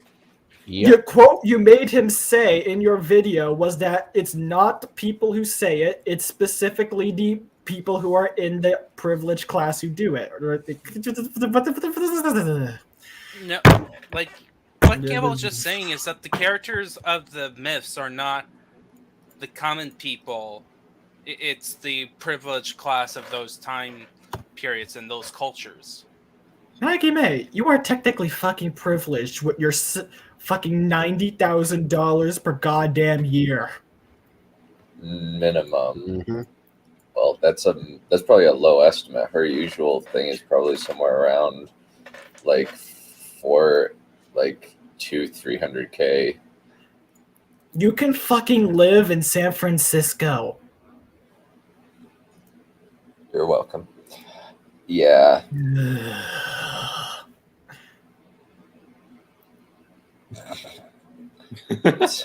Oh, that's a good point, actually. That is a very good point. Yeah.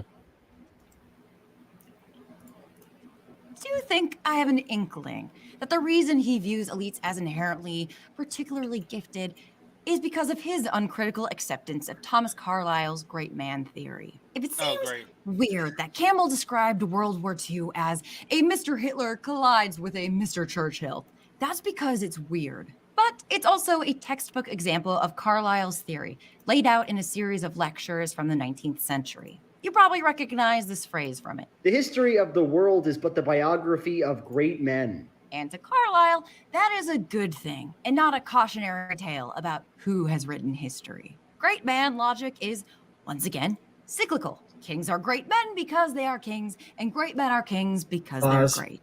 And as everyone... Oh, I don't think he was referring just to kings. There is plenty of great people who are not kings, priests, also generals, all that.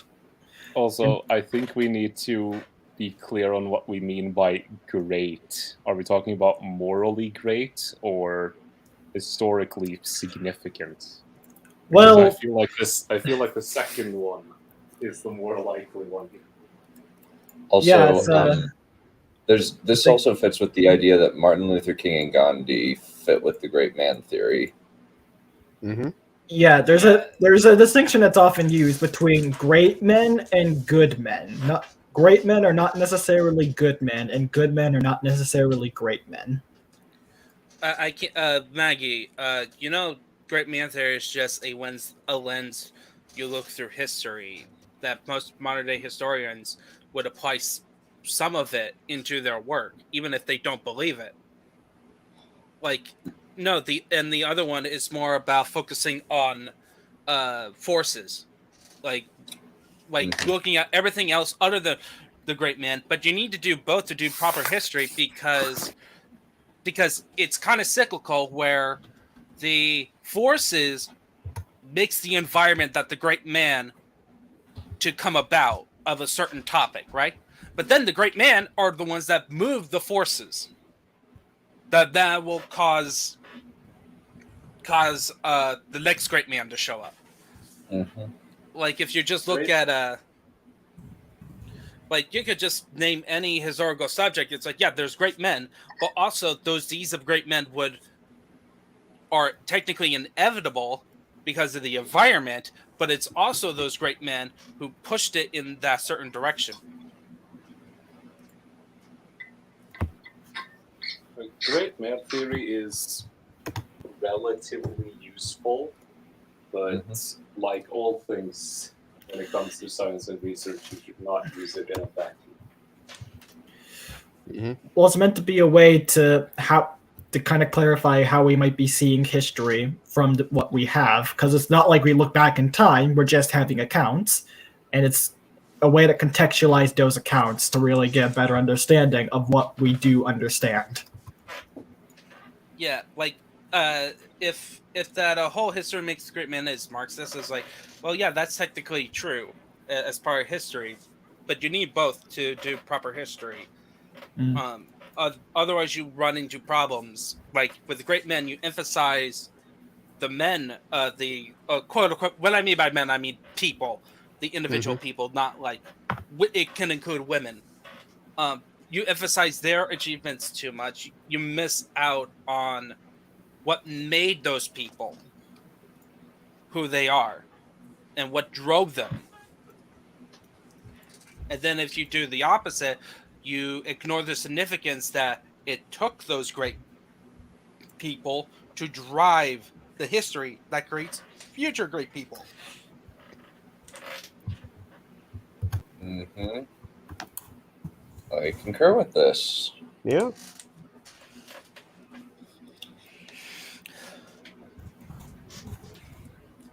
Yep, I would agree. It's almost like history is supposed to encompass all of history as opposed to one topic. Mm-hmm. I mean, Yeah. the one topic may be important, but it's not the only thing that defines what 200,000 years of Homo sapiens history. Yeah, Most of and which it's is also, still undocumented.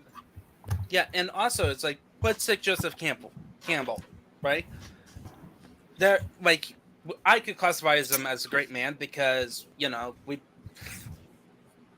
he's dead for I don't know how long. Like, he's been dead for a while, I'm pretty sure.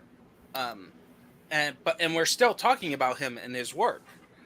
And yet he is also, he's created by his love of cultures and stuff, which is his love of history, specifically mythology, and also the time period he lives in. That shapes him, but he's also a great man who helped shape history. Let's see, he died in 1987.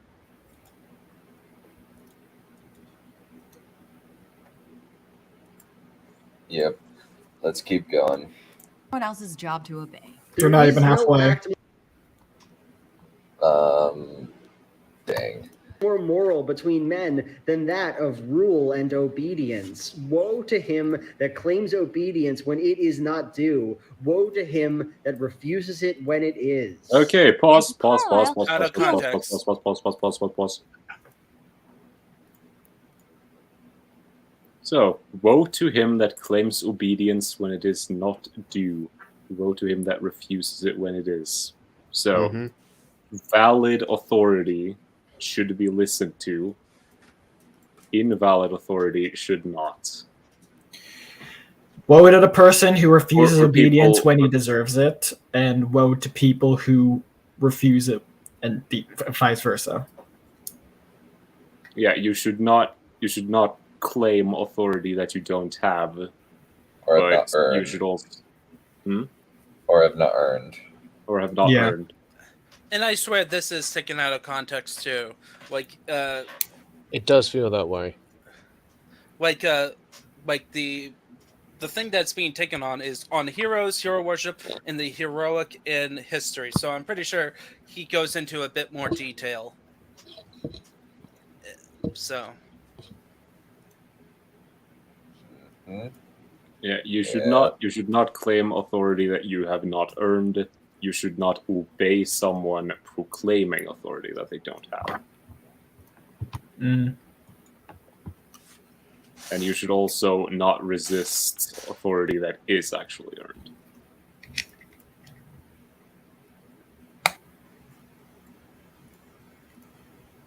Can we continue? Maybe resist, but not you can probably resist, but not refuse it.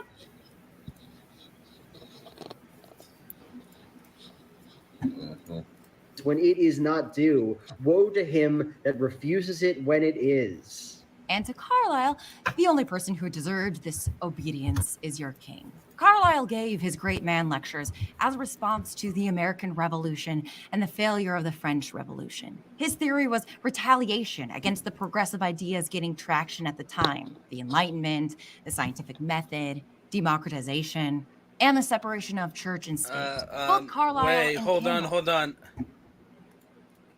He wrote, based on what you posted, Maggie, George this was Washington fits into 1840. This is 1840s. This is like decades after Napoleon. Yeah. Especially our history. Sorry. Yeah, this is way after the American experiment has kind of proved that it is not a flash in the pan. After they've beaten Britain twice. Like, are you talking about the other French Revolution that's either coming up or have just been doing, like when the multiple mini ones coming about? No, I actually, I'm not sure I have. I've seen a lot of history stuff, history parody stuff. That might be one there, but I'm not sure. Yeah. We'll talk about that later, maybe, but you might want to see that just for a palate cleanser. Perhaps. It's 20 minutes, not something I'm saying after the stream. Yeah, no. Ignore that they're great men or hero kings must constantly reinforce their own power through violence, occupation, and active repression. That includes things like burning books, executing dissenters, and rewriting history to justify the righteousness of their it's own very power. complicated. Projection. Again. It is way more complicated than this. Indeed, It's actually more about they retain their power by making people like them. Yeah. Alexander the Great was not called the Great just because he conquered most of the known world. Nor was Cyrus. Neither was Genghis Khan. Technically, he was feared, but he actually did a lot of good things for the Mongolian Empire. Did a lot of good things for the infrastructure of Asia. People could go across Asia without fear of being hurt, or for centuries. But it was bought at blood thousands. Yeah. The cost of that was like a lot of dead towns, piles of corpses. It's like, yeah, they did great things. Probably not in the best way. Throughout his career, and especially... It's so funny to me that she talks about rewriting history while rewriting history. Yeah.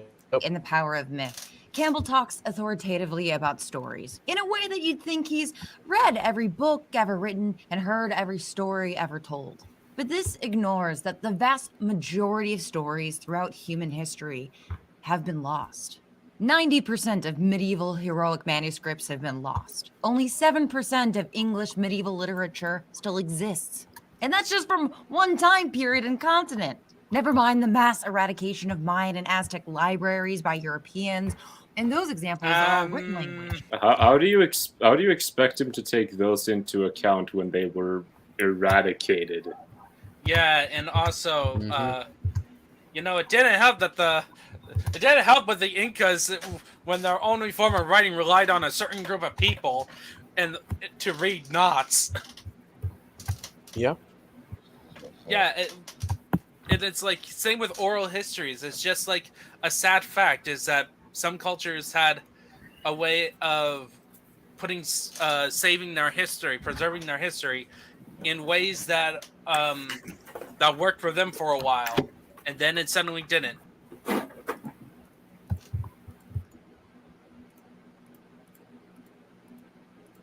I mean, the funny thing is, from a qualitative perspective, considering the amount of mythology that Campbell must have read through, even with all this lost stuff, isn't it a little bit eyebrow-raising that there were enough commonalities in there for him to extrapolate the hero's journey from it? Mm-hmm. It's pattern recognition. And he's not explaining. Exactly. It's just seeing a pattern that he sees repeated over and over and over and over again. How do you even calculate the loss also, of he's oral a professor. Yeah. Also, like those of indigenous. Being a professor means that you're going to be confident in what you're saying. Yep. Indigenous American. Maybe because you have some facts on your side. The amount of stories that we have lost far outstrips the ones that remain. But even as someone who should be aware of the patchy nature of the literary record, Campbell still feels comfortable claiming that his hero's story is universal.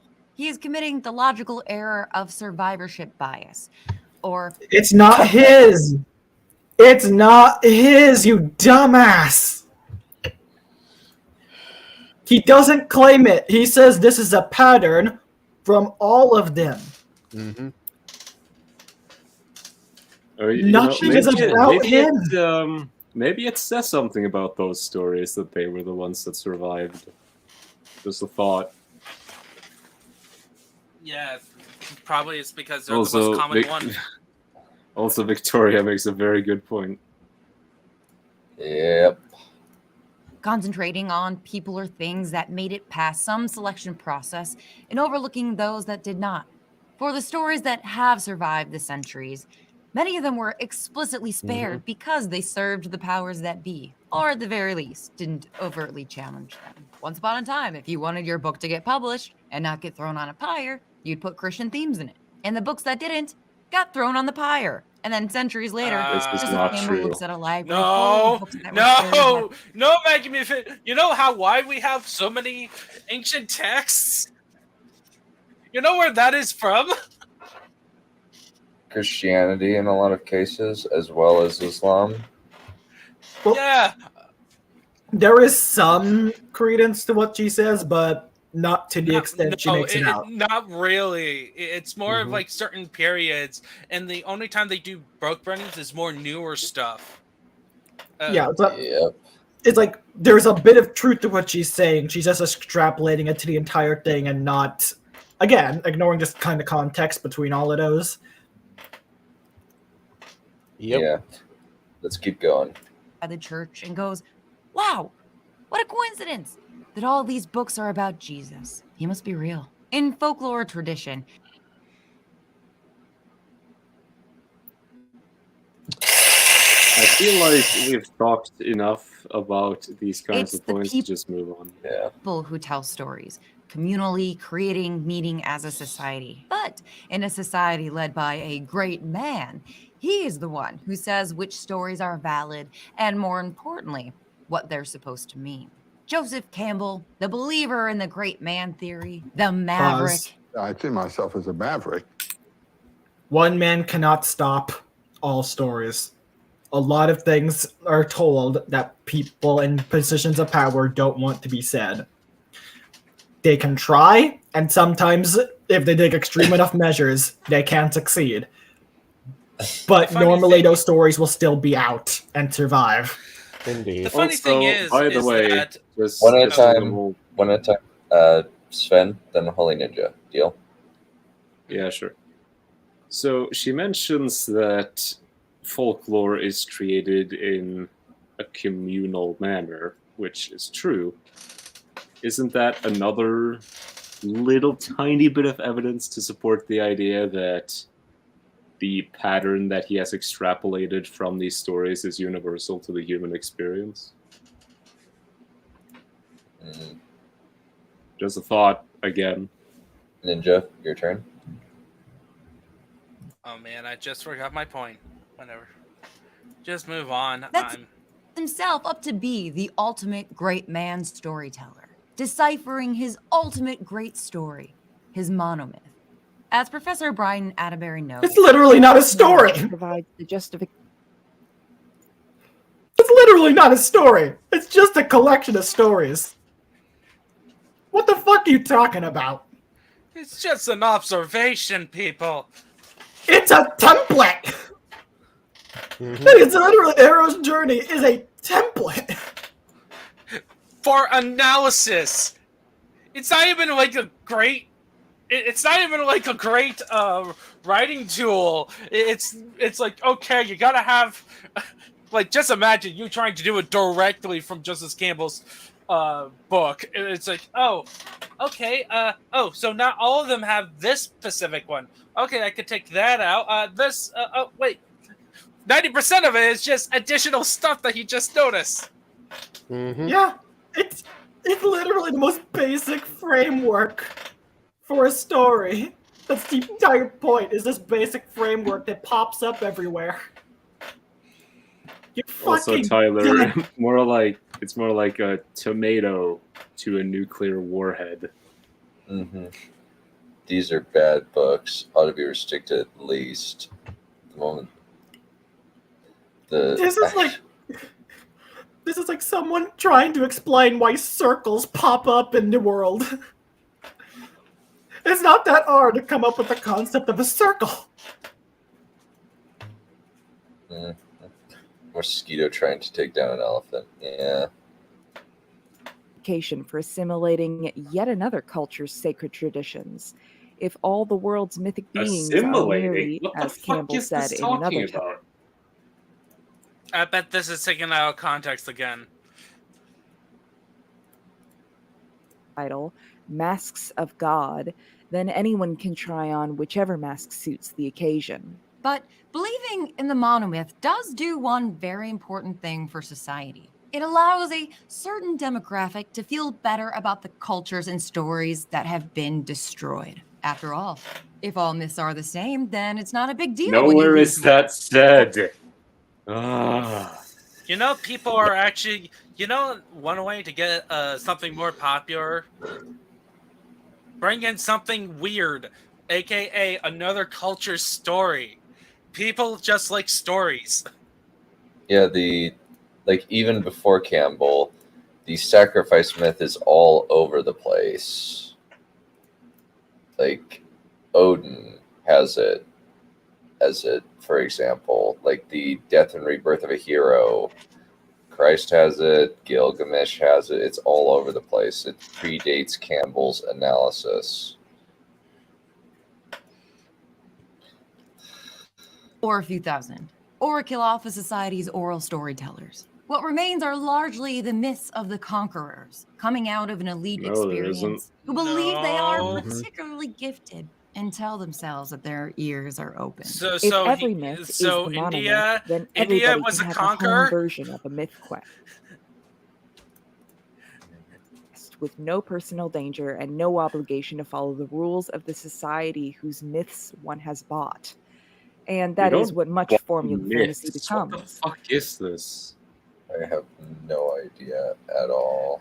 I swear, this is taken from out of context. I imagine we are. A quick I mean, and I don't safe think trip someone into can myth- write. I don't think someone can write about bought myths that I can take seriously. Yep. with no risk and no transformation.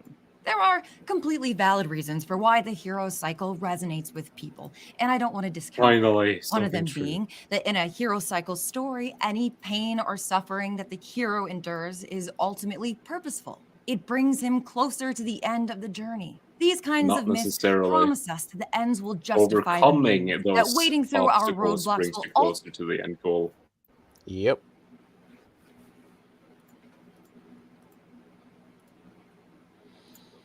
It's almost ultimately like that's bring us universal the for glory. storytelling. You have an obstacle without an easy solution, which creates tension and drama and story. And then by overcoming it, girl, there is or the gold progress. that we're entitled to for slaying the dragon. But this universal idea that suffering leads to enlightenment can be traumatic for, say, victims in real life. How many times have you heard someone gloss over someone else's pain by saying, "I'm so sorry that terrible thing happened to you, but I'm sure it made you a stronger person," which has been completely disproven by science and Harley Quinn. You know.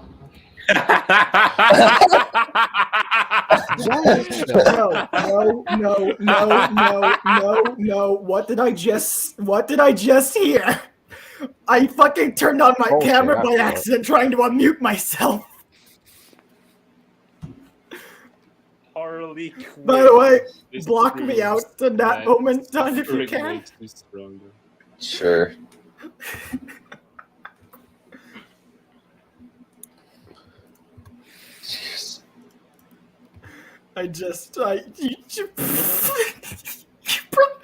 You absolute fucking horror show of a human. You duplicitous cunt waffle. I told you to get worse. And about to see you Let's later. bring you brought up Harley Quinn. Harley Quinn, the most fucking horrendous shit mole you can ever see. Absolutely morally bankrupt in every way. What the fuck is wrong with you? Why are all of you, you and every other person I see saying this shit, always such a fucking moron. Jesus. No, that's what you guys need. Genuinely, I think Jesus could help you. That's me saying that right now. That means something. Also, never bring up Harley Quinn ever, please. Yeah.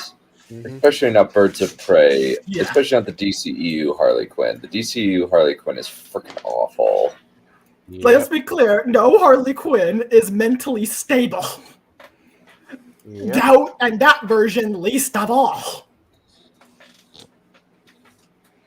Yes, And completely disproven by science. And Harley Quinn. You know, psychologically speaking, vengeance rarely brings the catharsis we hope for. Yeah. But leads Except to you things do it. like telling an 8-year-old they need to carry their abuser's baby to term because the life-ruining trauma will be worth it when she completes the Who the heroic, fuck says selfless that? act of I am also wanting very much to hear that. It's like the whole thing with heroes overcoming great danger is that by overcoming it, they get closer to their goal. Like, what part of mythology or storytelling is about suffering for the sake of suffering? Very few. giving birth. And Or when they imagine are the young person usually not good enough to survive. Yeah, she does sound like she would be a televangelist, yeah.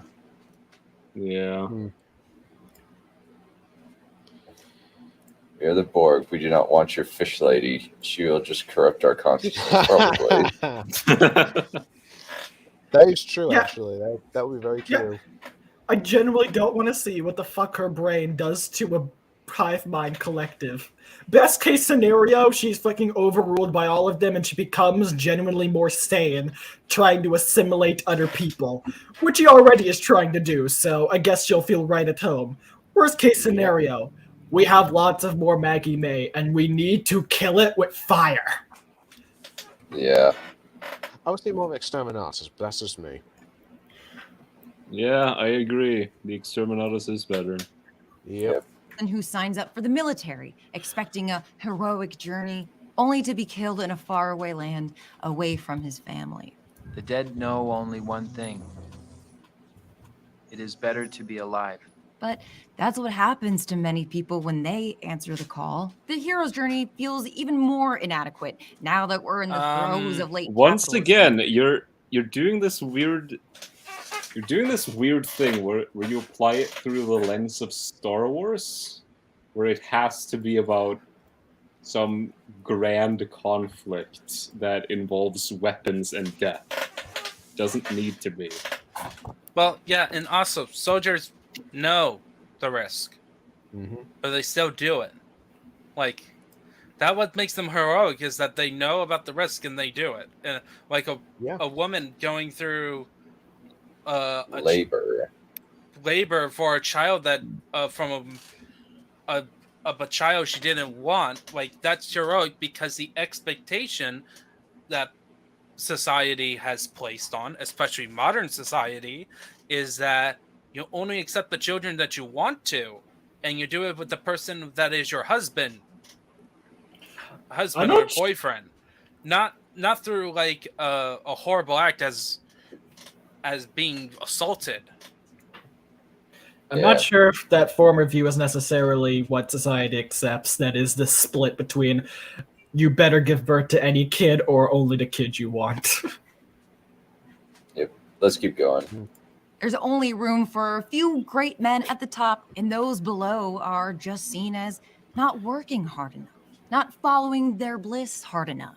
That is... Okay, we've already been through this. This is part one of this video here. Where do you think she views herself in that?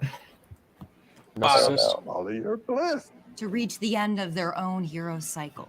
And when the hard work doesn't lead to someone receiving the reward that they were promised by our myths, they blame themselves, blame entire other groups of people, or even turn to violence. It's something that America has been grappling with since its inception. I mean, what's the American dream but an empty promise of this exact same thing?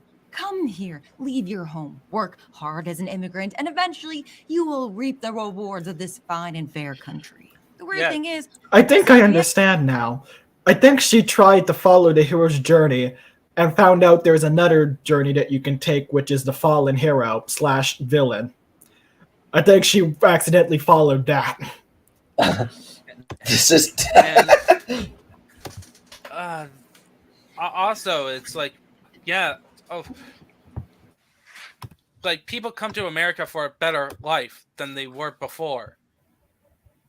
Like, sometimes they get it, sometimes they don't. Well, I would say that they'll most likely have a better life. It's not a sometimes. It's like, yeah, pretty much. Like if you, but it's not going to be what you dream of. Like it's not. Like I think she just grows up like the idea of a dream is like everyone having their own mansion, and not like the point is having a fulfilling life, and sometimes it's just better to have simple things. I'm trying to remember one of my favorite quotes in literature from The Hobbit by Thorin. Like his last words to Bilbo before he died is like, courage and wisdom blended in measure. If more of us valued food and cheer and song above hoarded gold, it would be a merrier world. Like for some people, that is their goal. It's just food, song, and cheer and happiness, not possessions. And that's not a bad goal, by the way. It's a really good goal. Indeed it is. A simple life, and that's okay with some people. A lot of people sometimes prefer something simple because fuck it if life gets complicated, the further you go down it. Yep. Life gets depressing the more complicated it is. Like, it feels like Maggie is just envious of people. She's not content. She's not just content. Her entire life, she seems to just hate everything around her, kinda. She's one of those people who's been told they are a victim, and she has taken that into her identity completely. So she will always see herself as the victim, with her 90,000K minimum. She sounds really bitter. Let's put it that way. Yeah.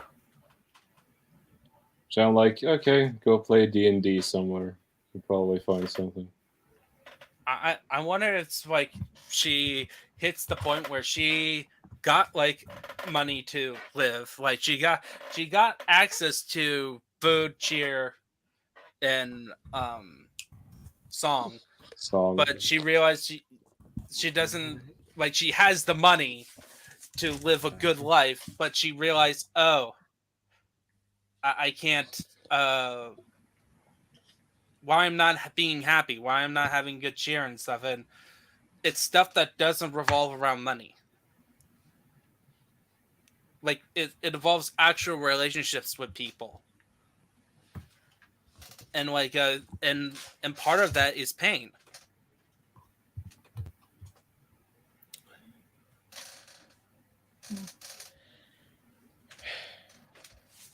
Wait, what the fuck? I just read Tyler Preston's comment. He believes that? What the that is okay. Oh, yeah. What? Yeah, a fair amount of people think that Zack Snyder is Islamophobic because of that in Dawn of the Dead, and then also 300.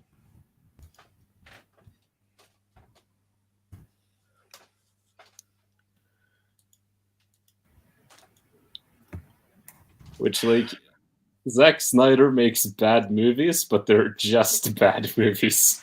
Yep.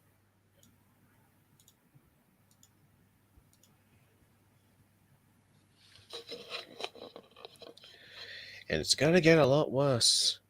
Believe me. Indeed. Yeah, Indeed. Space Junk. People do Campbell think that admits that his 300 adaptation is Islamophobic. Oh yeah, yeah. Because of Yeah, the whole, the way the it's just framing monsters. Okay, we will find. But if you want it, we will find. I will find where we stopped at framing monsters and finish it. I have a couple that'll be chapters fun. left. What is Framing Monsters? Oh, it's a fun book. It's a hilariously bad book about someone examining movies in the sci-fi fantasy genre and finding everything Problematic wrong elements. about it. Yeah, That does like, sound something I would like to see.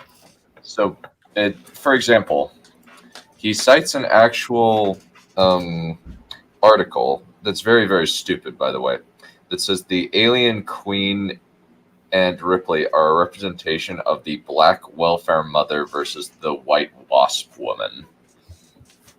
What? I don't even understand what that means. What? Not to mention Black Slayer. Not to mention King Kong is black people.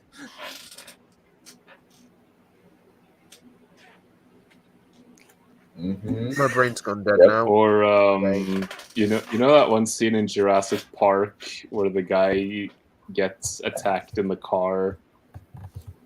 I forget the guy's name. Nedry.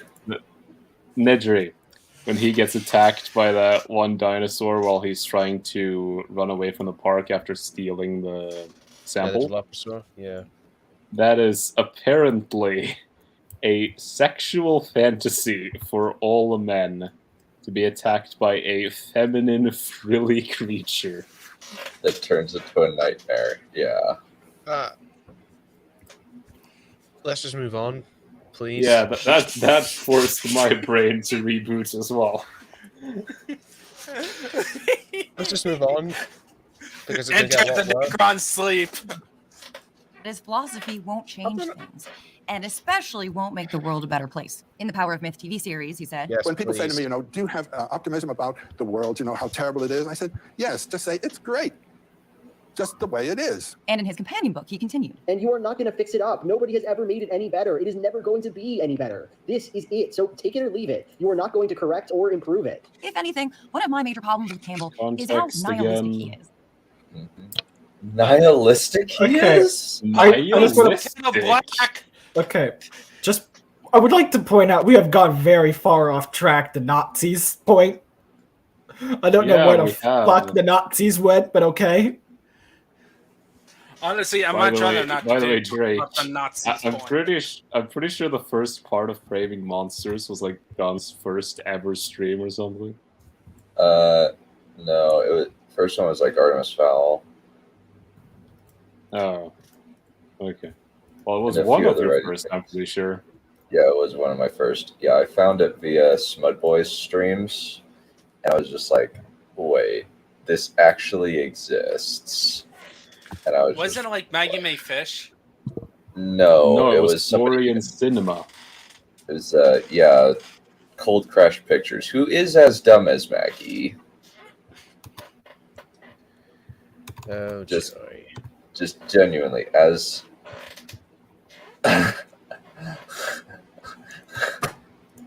Yeah, Flaming Monsters is really bad.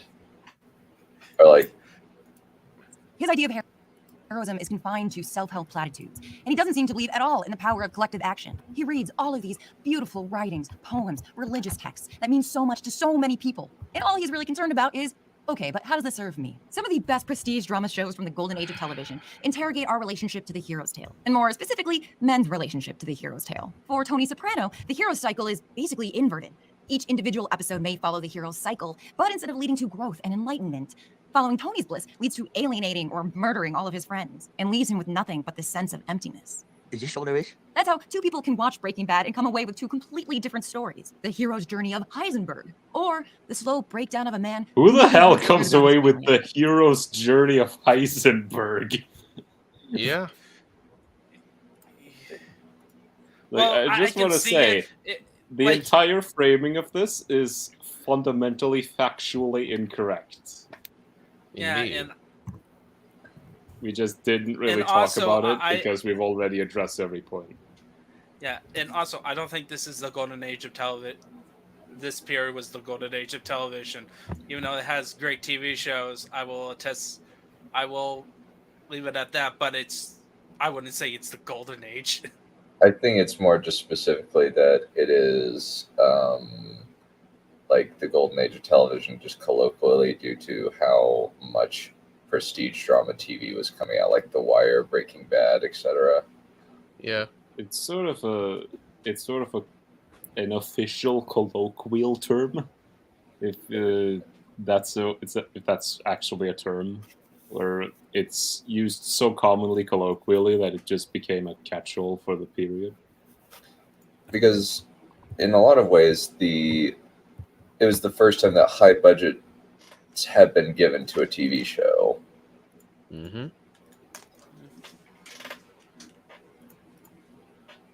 Alright, let's try to get this done. Even in Mad Men, we see Don Draper sell CEOs the hero's journey and enlightenment under the guise of their cool new product, while Draper's own life lacks the comfort and fulfillment that was supposed to be his reward for success. What you call love was invented by guys like me.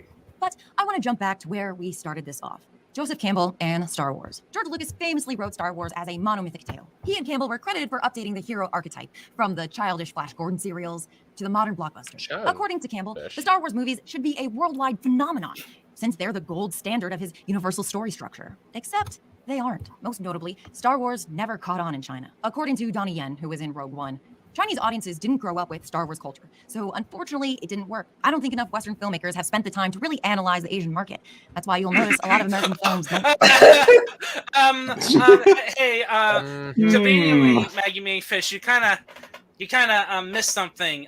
China is notorious for one thing. But for a long time, especially when it comes to film, they don't like Western movies at for all. a long time. Yeah. Especially not if they feature, say, well, there's a little bit more recent, but Vietnamese people, when they put them in their movies, they don't like that. When they put black people in their movies, the Chinese don't like that either. Yeah, because the Chinese, just saying, the Chinese are all really bigoted people. If you hadn't noticed. Yeah, you know the reason.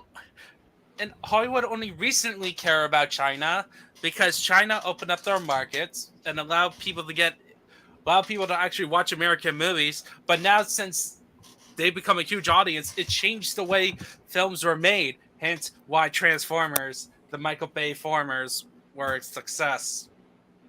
Despite making progressively less and less money in America. Fun fact, for the first Top Gun movie, the iconic jacket that Maverick has, I don't know if he had both in the first movie, but at least in the second movie, he has both the Taiwan and Japan flags on his jacket, and China had it banned because Tom Cruise refused to have those scrubbed out in post. Based. Yeah, like Star Wars is still universal. Just because China didn't grab on, well, everyone else did. Everyone else, but China. Maybe it's because China was unique in some way. Work over here. Their audiences have entirely different expectations for their story structures, and it looks nothing like Campbell's hero's journey. A friend of mine who produces movies for the Chinese and broader East Asian markets once put it to me like this: American films are about a character who drives the action forward. Chinese films are about a character reacting to the events happening to them. Listen, I'm not. What? That is the hero's journey. What kind of a difference is that? Yeah. That is such a small, ridiculously small difference. Yeah, and also, why is that? Why does China like those type of films? Maybe it's because the idea of a person going on their own and act out the plot, act out their journey, quote unquote, as you like to say, Maggie Mayfish. China doesn't like that because that requires free thinking. Yep. China isn't really a big fan of that right now. Oh, look at this. In fact, that. And there's a lot more written on it. I'm not qualified. You're not qualified? Yeah, you're not qualified Someone- to unpack anything about any story ever. Someone kindly clip that and then proceed to repeat it over every second of her video. Literally not a second should pass without that being said. Look, I have never written a full-on story of my own, okay? I would still say I have a far superior understanding of everything related to storytelling compared to this bitch. Yeah. That's one good My advice. friend, Well, a toad would. do you have a name? Story structure and the values within those stories Don't vary insult from culture to toads. culture. And while, yes, we are all Doesn't human listen and have things in kind. common, I think we have much more to gain from trying to understand what makes each story unique, rather than trying to retroactively shove every story into one mold. He's Especially not when we decided doing to be- that, It's you not fucking retro- idiot. It's not even one. Maggie, I Utter bet you fucking haven't read any. I bet you haven't read anything outside of whatever you read during film school and mainstream American stuff, and maybe some Chinese foreign films, and maybe some anime. I don't think you go around looking for. I want to read ancient mythology of the Middle East. Or I bet you haven't read 1001 Nights. Or try to. I agree with this. Space Junk coming in clutch once again. Just another fucking lie. I am going to fucking murder this bitch. With extreme prejudice. This is why you don't lose bets with me. I make you do stuff like this. I have markers. I could have avoided this if I wanted to, but fuck it. Just fuck it all.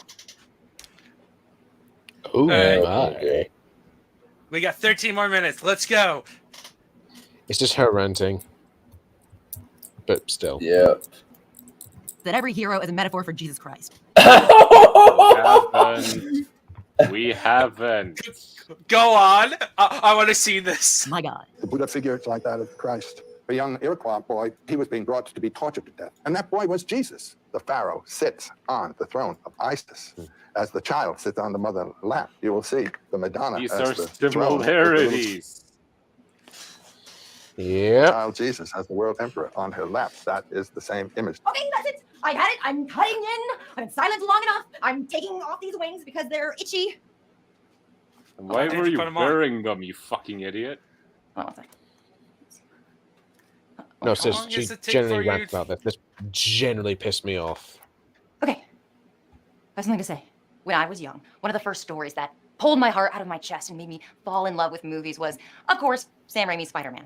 Pause. The kid was awkward Silence, and bullied, woman. receiving power that he'd never felt in real life, facing obstacles and arising a spider person with a purpose. And Mary Jane was dope too. And dashboard abs. I really believed that when I came across difficult parts in my life, At least in the being bullied, first movie, it was okay Mary Jane because was it would bad. all Pause it pay for a off to me second. when I'm older. I want Then the it woman to shut up. Play the Shad clip. Just fucking play that. Yep. I don't give a shit about your life story. Bleeding astronomical moron! What are you doing? I'm done. I'm broken. This thing has killed me. I did not get cut out. I fucking left the call so I could bang on my goddamn table in peace. Wait, I got a question. How Is about that you?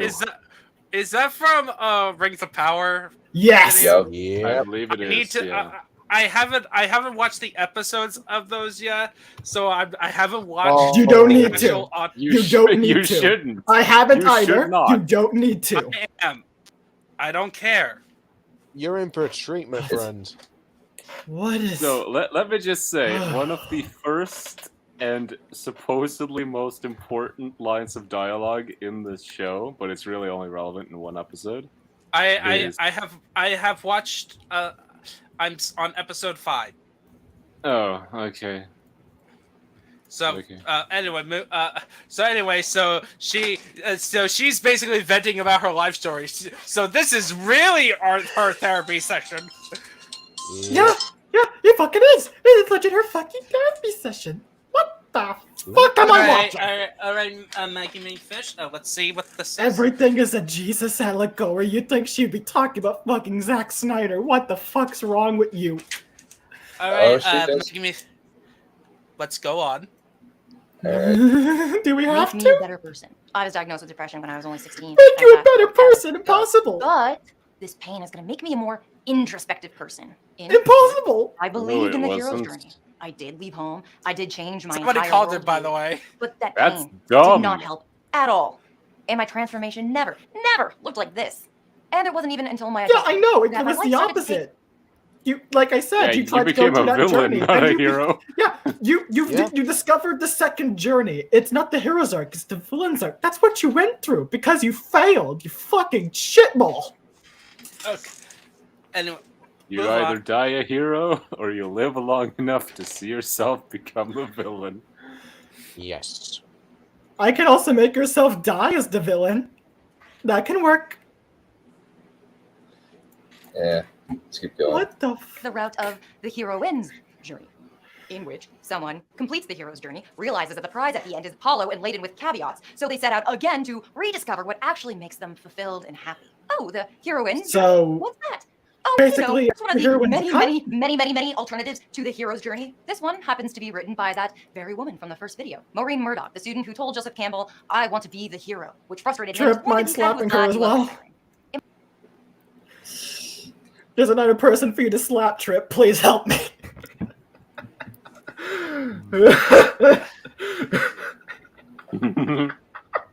Okay. So you really are bitter, Maggie. You're Yep. bitter about life. Yep. Extremely bitter and lacking in all sense of integrity or truth. Or even just self-reflection at all. It's like, maybe I'm the problem. No, Trip, you have to understand. She just sees everything as a potential solution to all of her problems, and then gets fucking bitter when it's not, because that's not what the fuck it was meant to be. Because she just wants something to fix her stupid, pathetic, shitty life, but doesn't realize the problem is her, and the only way to fix it would be to start from scratch. Or better yet, just abort. Yeah.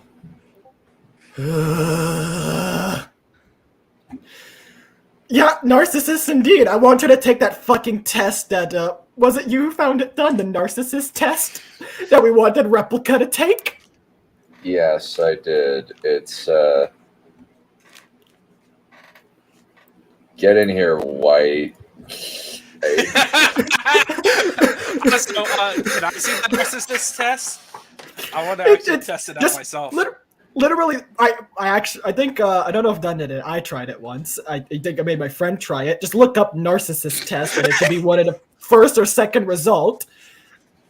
And yeah, she would fail it. She'd fucking fail it. What is the Like, cost husband of to- lies? What is the So, cost of okay. lies? It's not that we'll mistake them for the truth. The real danger is that if we hear enough lies, then we no longer So- recognize the truth at all. What So, can we do then? I What else found is it. left but to abandon even the hope of truth and content okay. ourselves instead with stories? Okay, so grandiosity, arrogant, conceited, boastful, pretentious, exaggerated All sense of correct. exaggerated self-importance, expects to be recognized as superior without achievements that warrant it, exaggerates achievements and talents, preoccupied with unrealistic fantasies about success, power, brilliance, and importance. Pervasive need for admiration due to inner sense of self-loathing or worthlessness, due to neglect, etc. Ow. That hurts. monopolize conversations and belittle or look down on people they perceive as inferior. Expect unquestioning compliance from others. Takes advantage with no empathy. Yeah. I feel attacked. Pretty much there's textbook White. case.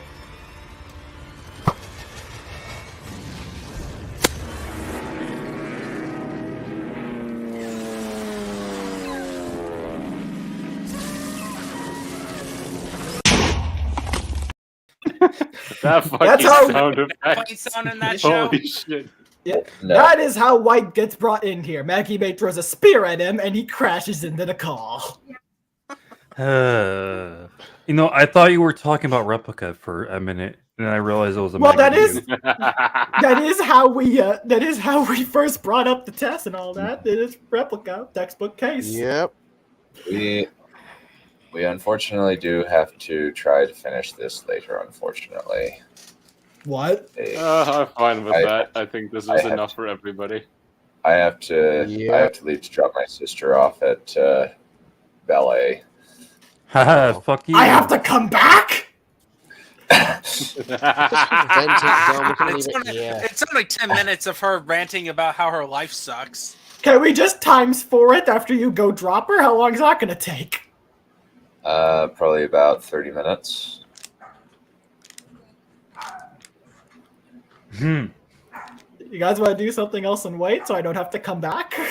Well, to be fair, she's just going to rant for the last few minutes exactly, so I don't think it's necessary. Yeah, Donnie could just. Well, he can. Don can Don, just put this on +4 or ×4, and then leave. Or no, like give share permissions to someone else. How would he end the stream? The stream is going to be on for like another fucking 30 minutes. Not a problem. Okay. Well, I'll just let you guys. Hold on. I'll just let you guys just Hold keep on. going, and I'll I'll just give context. Give share permission to someone. All right. Who wants to do it? John I'm eating food.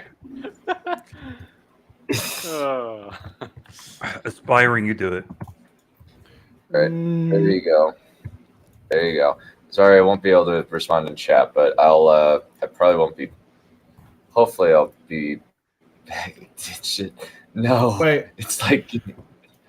Shut up! I wasn't that bad with it. Also, you gave me to share. You gave me to share Wait, permissions. Your name is Shy? It's not. It's a nickname deemed by the lovely lady in the chat named Trip. All right. Well, it's not a matter of I give her share permissions. It's just it's just if somebody shares the screen, I just do it.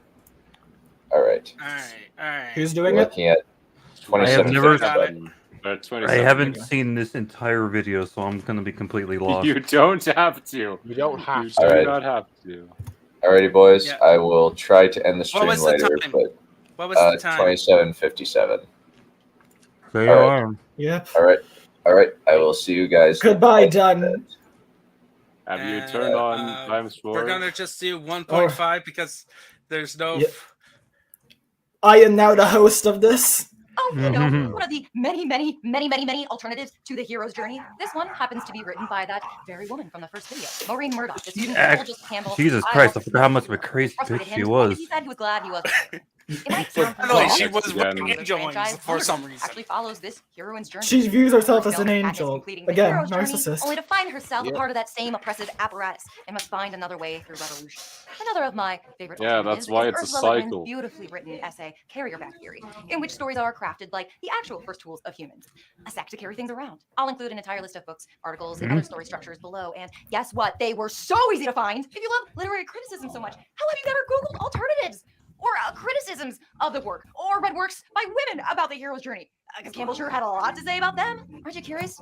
I purposefully started with Campbell's misogyny in this video series because I did a simple search for the word What woman. misogyny? Campbell's. Wow. The problem is that in this women's movement, they started out in a perfectly legitimate way. A woman doing the same job as a man ought to get equivalent pay. That's the way it started. But now it comes that women are losing the appreciation for their own domestic life, their own domestic potentialities, to bring up children and so forth. They are turning it all over to the state and the schools. This cartoonish, 1950s misogyny, just right there in black and white.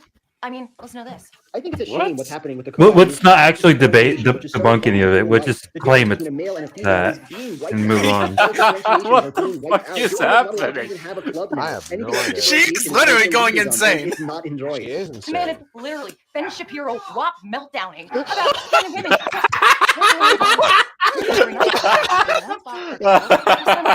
Dude saying, Oh right, my god. Maggie, you sound like Ben Shapiro.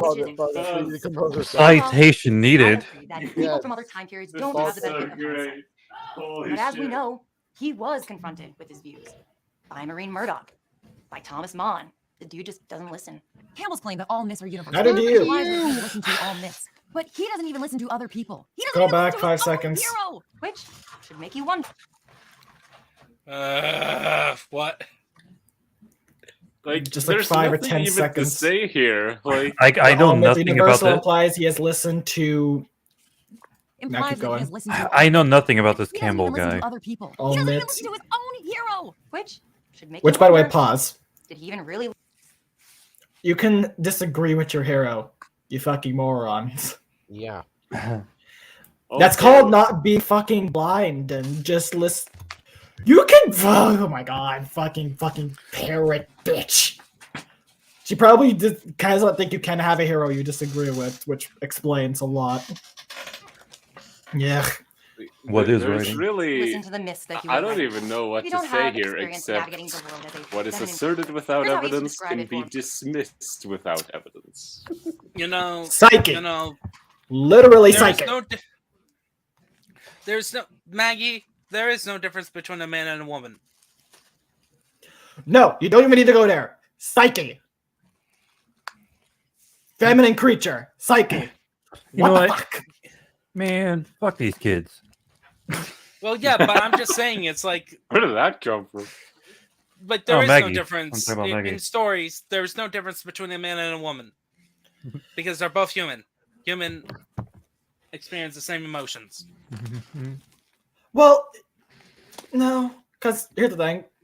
Atlanta, she had some prejudice against her being a female hunter. That's fair. It's like they're not necessarily the same within the social context it's being written in the story, because Well, the story yeah, is set in a place where that's they just- But in terms of story, that's no different than having like us being the son of a exiled queen of a rival nation.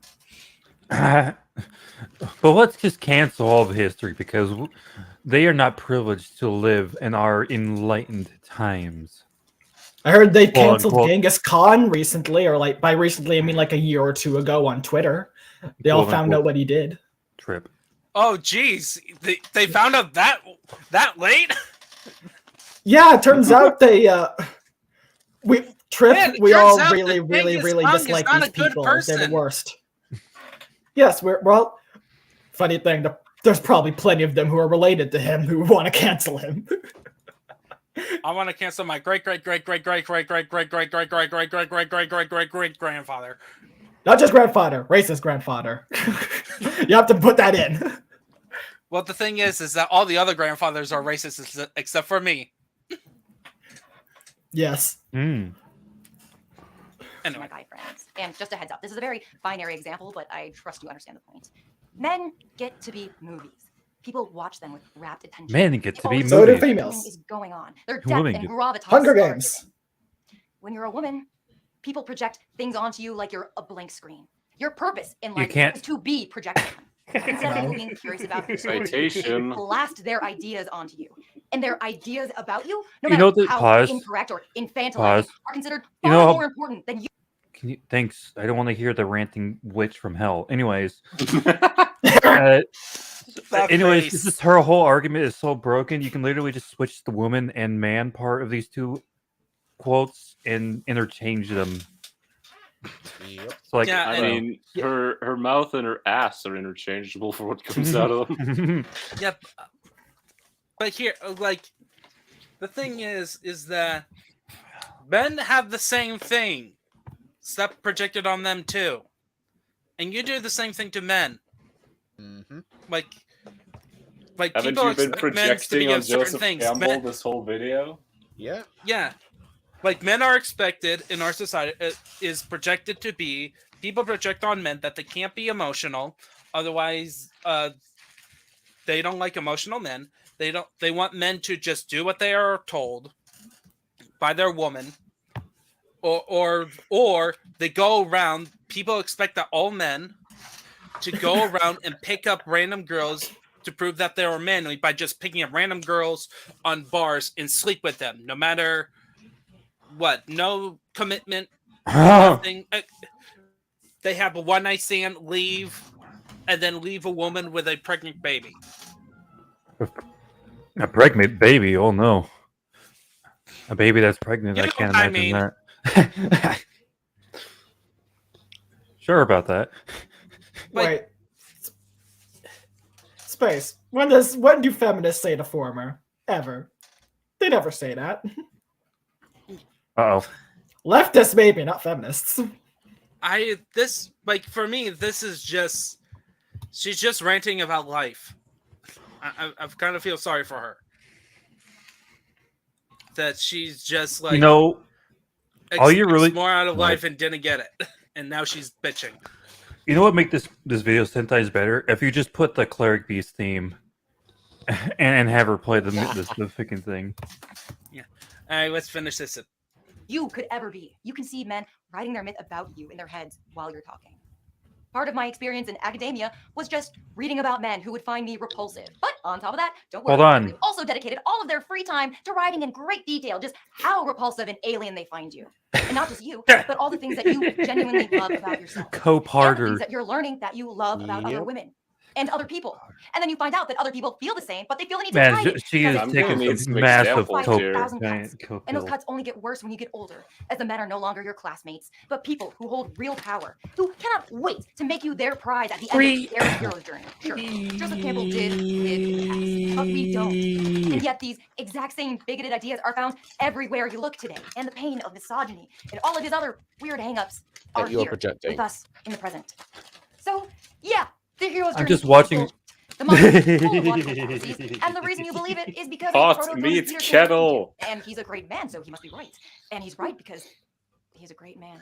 Do I think Joseph Campbell was a horrible person? No. I just think he was. Yeah, you clearly do. And like you spent like over an hour criticizing Joseph Campbell. 2 videos. Not really talking about his ideas. You're really criticizing him and taking him out of context. You're criticizing him because he's white, a male, and said things. And a traditionalist. And who's probably successful, so you know. This entire 2-part video about, and I don't remember how long the first one was, but I would recommend at least I think it was like 20 minutes. Let me just check. Oh no, there it is. 22. 22. Okay, right here. So approaching an hour is literally just you attacking Joseph Campbell's character with a very thin and transparent veil of criticizing his ideas and works. You called him a Nazi. Thrown on top. You called him a Nazi defender. Just, I want you to. It's a half hour where she supposedly is trying to say he's a Nazi defender. It's not even the random Twitter shits who are just like, "Oh my god, you're a Nazi." She tried to argue that shit. Shh! Don't tell anybody. Don't tell my people my secrets. All right, So, let's finish fun fact. One of my first extended conversations on Twitter was someone calling me a sexist because I said that Raylo and Twilight are toxic, abusive relationships. Which they are. Don't know about Twilight, but yeah, Maggie Raylo is basically that, except 10 times worse. Yep. Well, Raylo had no idea. There was no relationship there. There just wasn't. There fucking wasn't. No.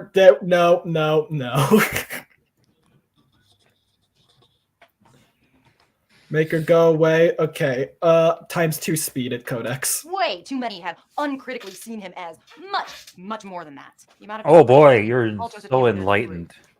Do I want you to pull his books off of your shelves? No. I don't want you to burn his books. Yeah, I But think I you do do, want you to start actually. filling your shelves with books from the people and places that Campbell took his ideas from. And read some essays from some women and Neil Gaiman. They're out there. Trust me. Wait, You what just did have she to say? The step last outside one? Neil Gaiman. Basically, he's a he wrote the comic Sandman, and he's basically a very good writer of fantasy and stuff. And his writing appeals to women in general, along with guys. Yeah, I'm still having to read The Sandman. Also, the thing she says should really be repeated back to her. Step out of your comfort zone. Yeah, please stop constantly living in the fucking bubble that you have created yourself. Because a simulated reality would be more realistic than whatever the fuck you've created for yourself. All you have to do is make this video, but just replace men with women and see how much she starts reeing at the fucking screen. She can read at the screen if there was literally just a fucking stick figure that didn't have a skirt. That's literally all she'll need. It's a gray stick. Go beyond your doorstep and be willing to have your point of view challenged by people that are not telling you exactly what you want to hear. Some of you ironic, isn't it? Hypocritical, perhaps. The table hath been turneth. You've written an amazing screenplay that totally defies the hero's journey and sets a new paradigm for storytelling. Pause, we're done. No. Pause, it's a ad. Oh, We're no. done. Oh, no. We're done. my god, it's a Patrick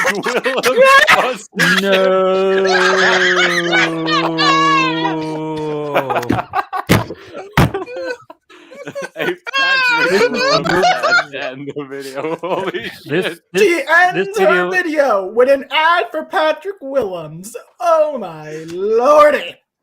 It is a video intended for women about the hero's journey. You just don't understand. It's genius. This is a video about Joseph Campbell being a Nazi and for people who believe in Nazis. And all of a sudden, you're a Nazi. I wish I had the power to do clips. Oh, you Okay, do you not have? You can keep sharing, can't you? Or no, you probably edited it so it's already gone. Damn. Yeah. Rip. Yep. So now, yep. So now we're just gonna be waiting. Yeah. Trip. Glad you're here. So you fulfilled the bet. I fulfilled the bet. That bet's gone. I'm going in there and getting it out. Never am I agreeing. The entire reason I'm here is because of a fucking bet. What was the I bet? lost. Loser. I forget what I bet, but he bet me watching a Maggie May video. And so here we are.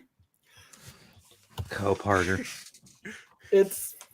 Ugh, I need to avoid making those bets with him. He keeps winning them. Fucking up. He has a movie Bob sooner or later coming up, and I'm gonna fucking get a headache from that. You have. It's like listening to. His videos will go by faster. This Maggie is essentially female replica. Those two will get along real well. Argumentation. I think Maggie's worse. She is. Slightly. Or Nate, I actually can't tell because here's the thing: Replica is just so fucking retarded. But yeah, let's not talk about the retards anymore. Oh my god. Let's talk about something good like Top Gun Maverick. Oh, that was good. Oh no! Don't spoil it! Don't spoil it. Trip in the chat hasn't seen it. Oh shit. Damn. Well, okay, so like I am looking forward to watching more Rings of Power. Like I know it's a mediocre show. I haven't gone to the crazy part. Mediocre? Look, I have not gone to the part where it really sucks. I would say it was already bad in the first episode. Yep. Well, yeah. The only to say when I say mediocre is just because of there are some plot lines that there's only one plot line that I think is just generally good, but it does not save the show, and it's still affected by the terrible writing. Like there is problems with the show across the board, no matter which plot line goes on. But the show has like one plot line that is completely pointless in the grand scheme of things. Another one that gets ruined by the quote unquote major plot line, and then you got the Elrond and the Dwarves, which is the best part of the show. It still has the problems of the overall show, but it's the most salvageable one. I was just like, okay, why do boats float while stones sink? I think that was the point where the show just sort of fell off the rails for me. Yep. Because it's a very dumb. It's a very dumb line, Guys? even in context. I'm going to veto the discussion because Trip in the chat's losing her fucking mind, and I have to deal with her afterwards in some way or another. So kindly do not ruin my day. Fair enough. Is there some? I know I can't talk about Top Gun, Matt. Have any of you guys seen just Top Gun? Because I haven't. Like the first one. I've seen Top Gun, the first one. Yeah. This is when not Ethan Hunt. I keep referring to him as Ethan Hunt. Tom Cruise looks young in that movie. Yeah, Tom Cruise looks young in that movie, right? Yes, he does, because it is young Tom Cruise. Yeah, I'm gonna say it now. Young Tom Cruise kind of weirds me out. I don't know why. I'm too used to seeing him as old. Okay, he looks good old. He does. He does look good old. Yeah. And the next MI movie is coming this summer, right? 2023. I believe so. Yes. Oh, favorite Mission Impossible. Favorite movie or IP from? I would say my favorite IP is probably Lord of the Rings right now. Lord of the Rings. Mission Impossible: Dead Reckoning Part 1. That will be this summer. Yep, looking forward to that. Favorite movie or IP? Fucking hell, that's always a tough question. Because, one, I have not finished Lord of the Rings. So I can't really use that yet. To answer your question, Trip, War of the Worlds. I've seen, like, part of that. Or listened to part of that. So does movie and IP count as separate? Or could they let's just do separate for now. Yeah. Do separate for now. So for me, I just did my IP, which is Tolkien stuff. Like. Indeed, it is, Trip. I am an intellectual after all. Yeah. Trip, don't give me shit when you know exactly why I haven't been able to finish them. All right? I don't own the movies. The books are on the list. Heathen! Or by genre. Oh, God. So my favorite movie, I guess I'm gonna say 1917 by Sam Mendes. Favorite nice. Cry. Look, Aspiring Writer. I'm assuming your favorite IP is Brandon Sanderson stuff. Maybe, I don't know. Maybe the movie. Like I do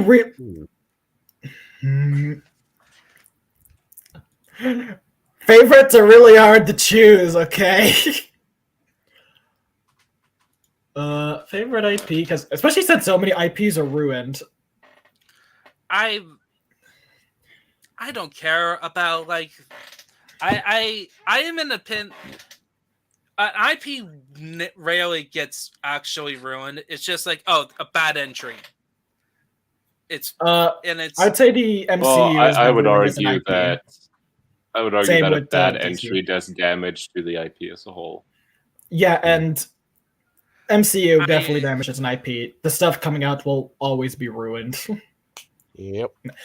But I've seen 1917, and it was a great fucking movie. One at a time. You should watch 1917, Trip. Indeed. Yeah, it was really good. Yeah. Really good.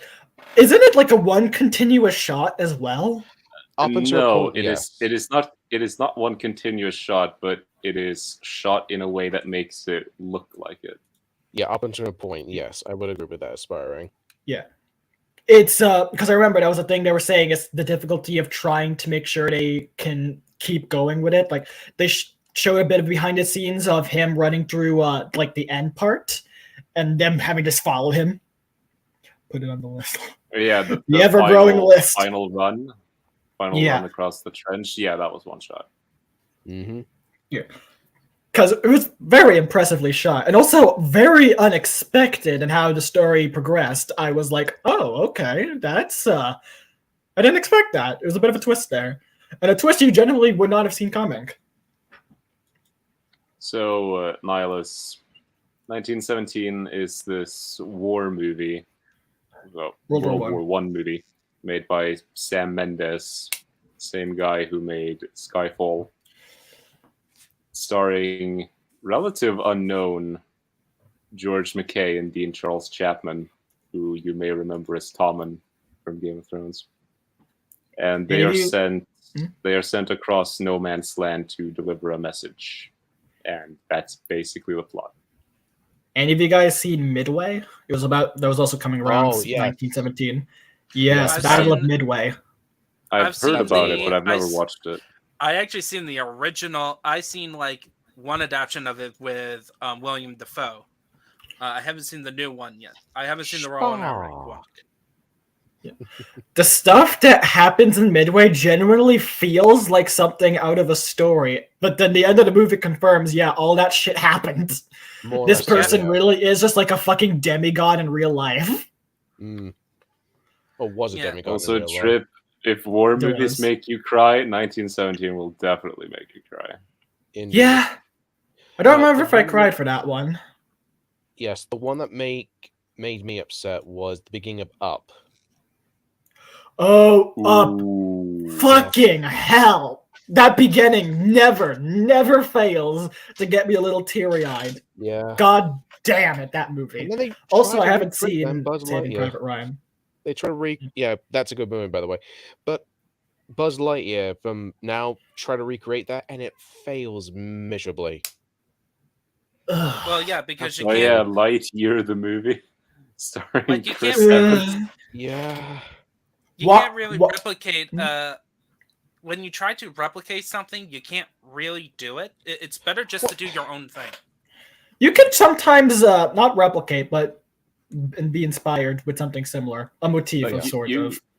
But yeah, it's potentially you can replicate the impact, but if you're just trying to copy it, there's usually something that you will lose because there's something you didn't notice. It doesn't really Yeah. work. The scene doesn't really work. That's the thing. I'm gonna just admit I haven't seen Lightyear. How bad is it? Very bad. Like I don't The- watch. I want to say. The description that I've heard is that Lightyear is beyond infinitely stupid. Like here's the thing for me, Would in my you opinion. say that's accurate, Codex? Yeah. I just find I just don't watch most modern stuff. Like only Rings of Power, and that is only because of all the controversy in like Lord of the Rings stuff. That really got me. I'm sorry, and that's really how you do it. You just annoy. Either the internet just annoys me to force me to watch it by sheer annoyance about people saying it's quote unquote woke within 2 seconds of something, and that's how you really just get me to watch something crap. Like, yes, is Rings of Power bad? Yes, but it's not bad because it's woke. It's bad because it's it's poorly written. That could be an I am element. fucking tired. No, avoid the topic. Fair enough. But- She's gonna kill me later. Me and done.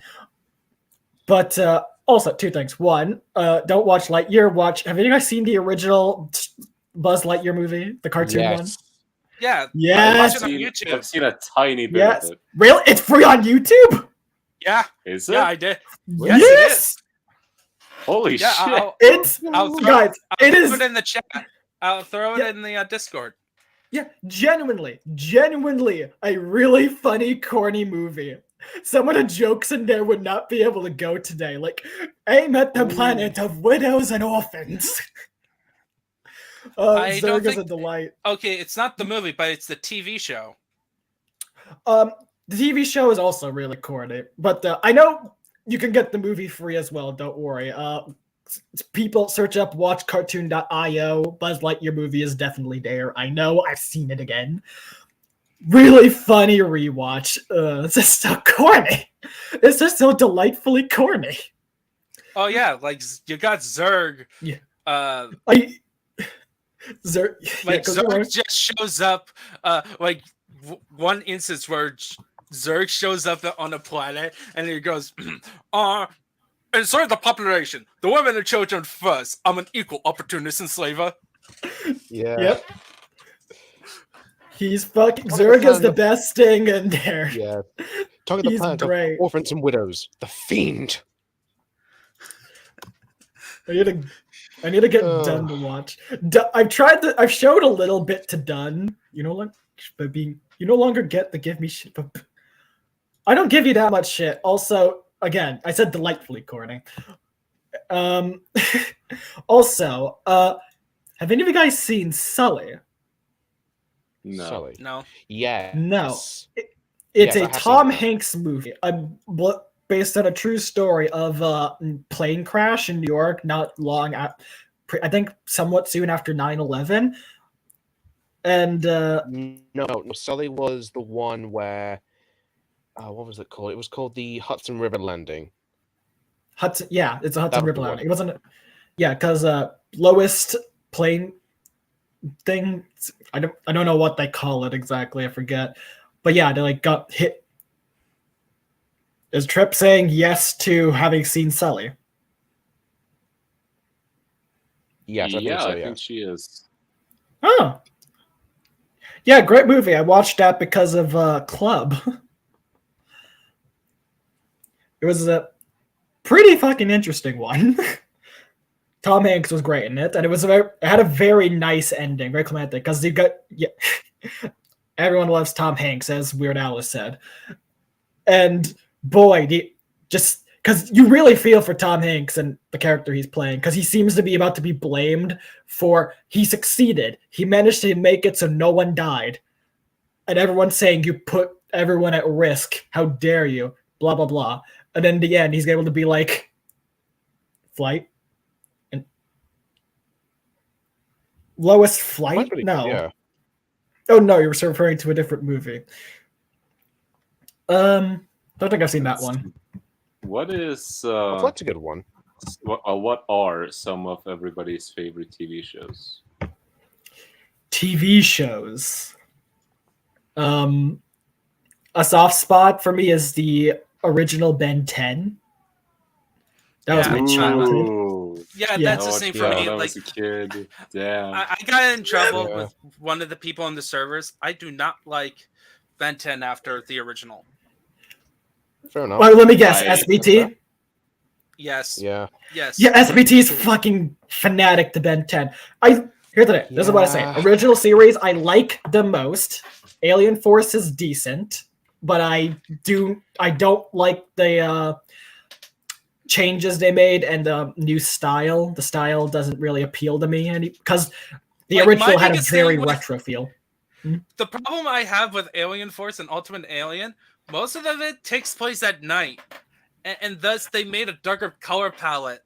Like everything's like muted. It's for me, it's like that ruins part of you ruin part of the appeal with Ben 10, where you have a kid who has a watch. Now he's a teenager, and then now you just made everything darker, so now it's technically even harder to see.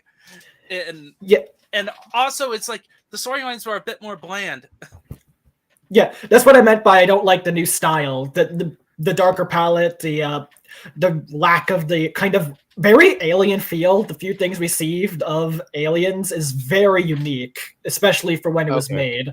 And I have something. Never liked the new transformations they had because it just didn't appeal. Oh yeah, where it's just literally you just see the skeletal structure change instead of you see yes coming out and I have fucking ranted about that in general before. I hate what they did with that. It was just so boring.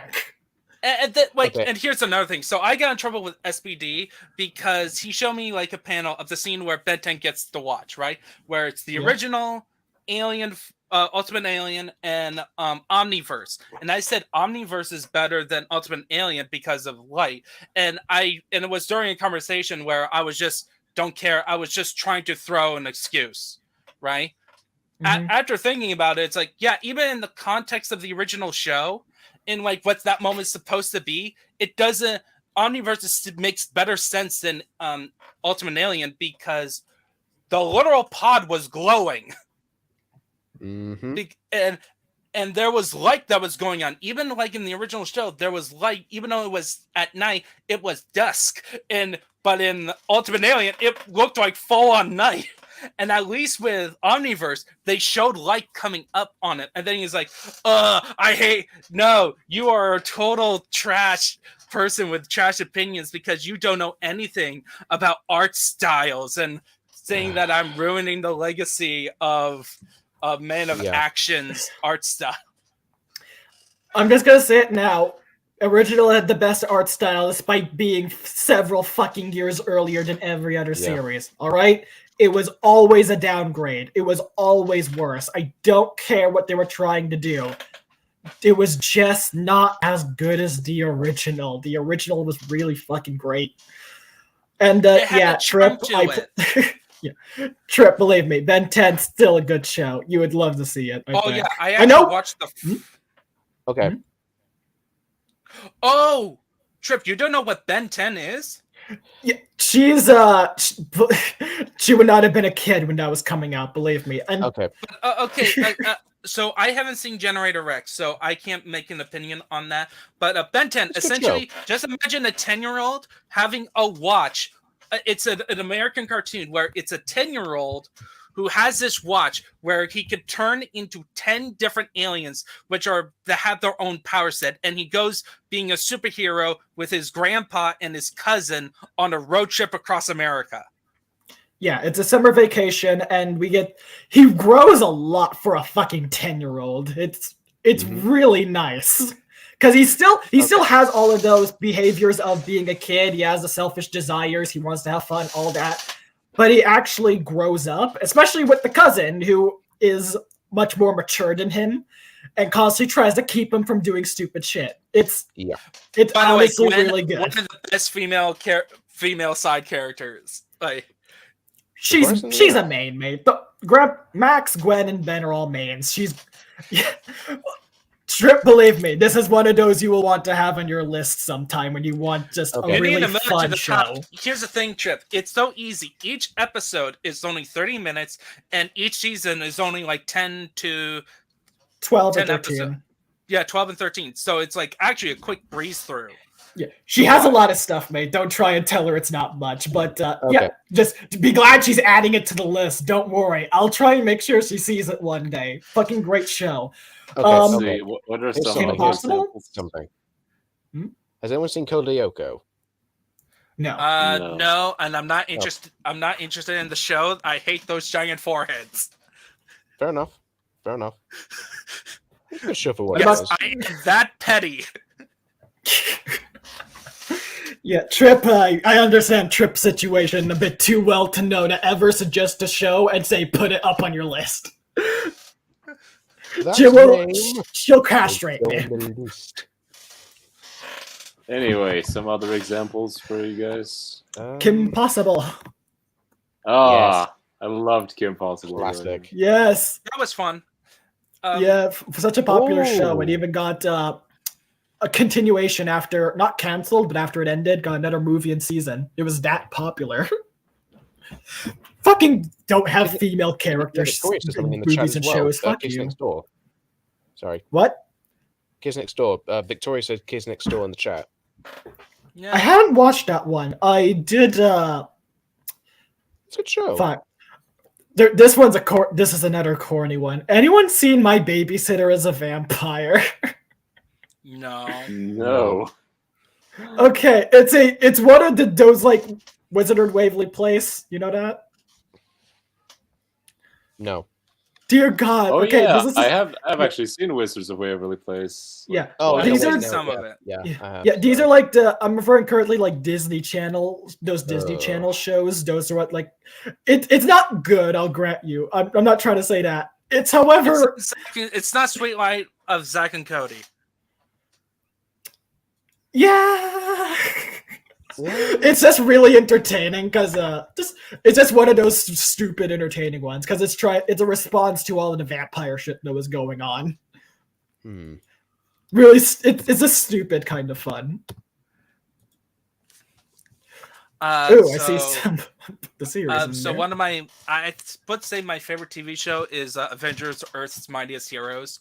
I think it's the best superhero cartoon. I know people say like DCAU. I actually like the more I think about it, the more I like the DCAU less.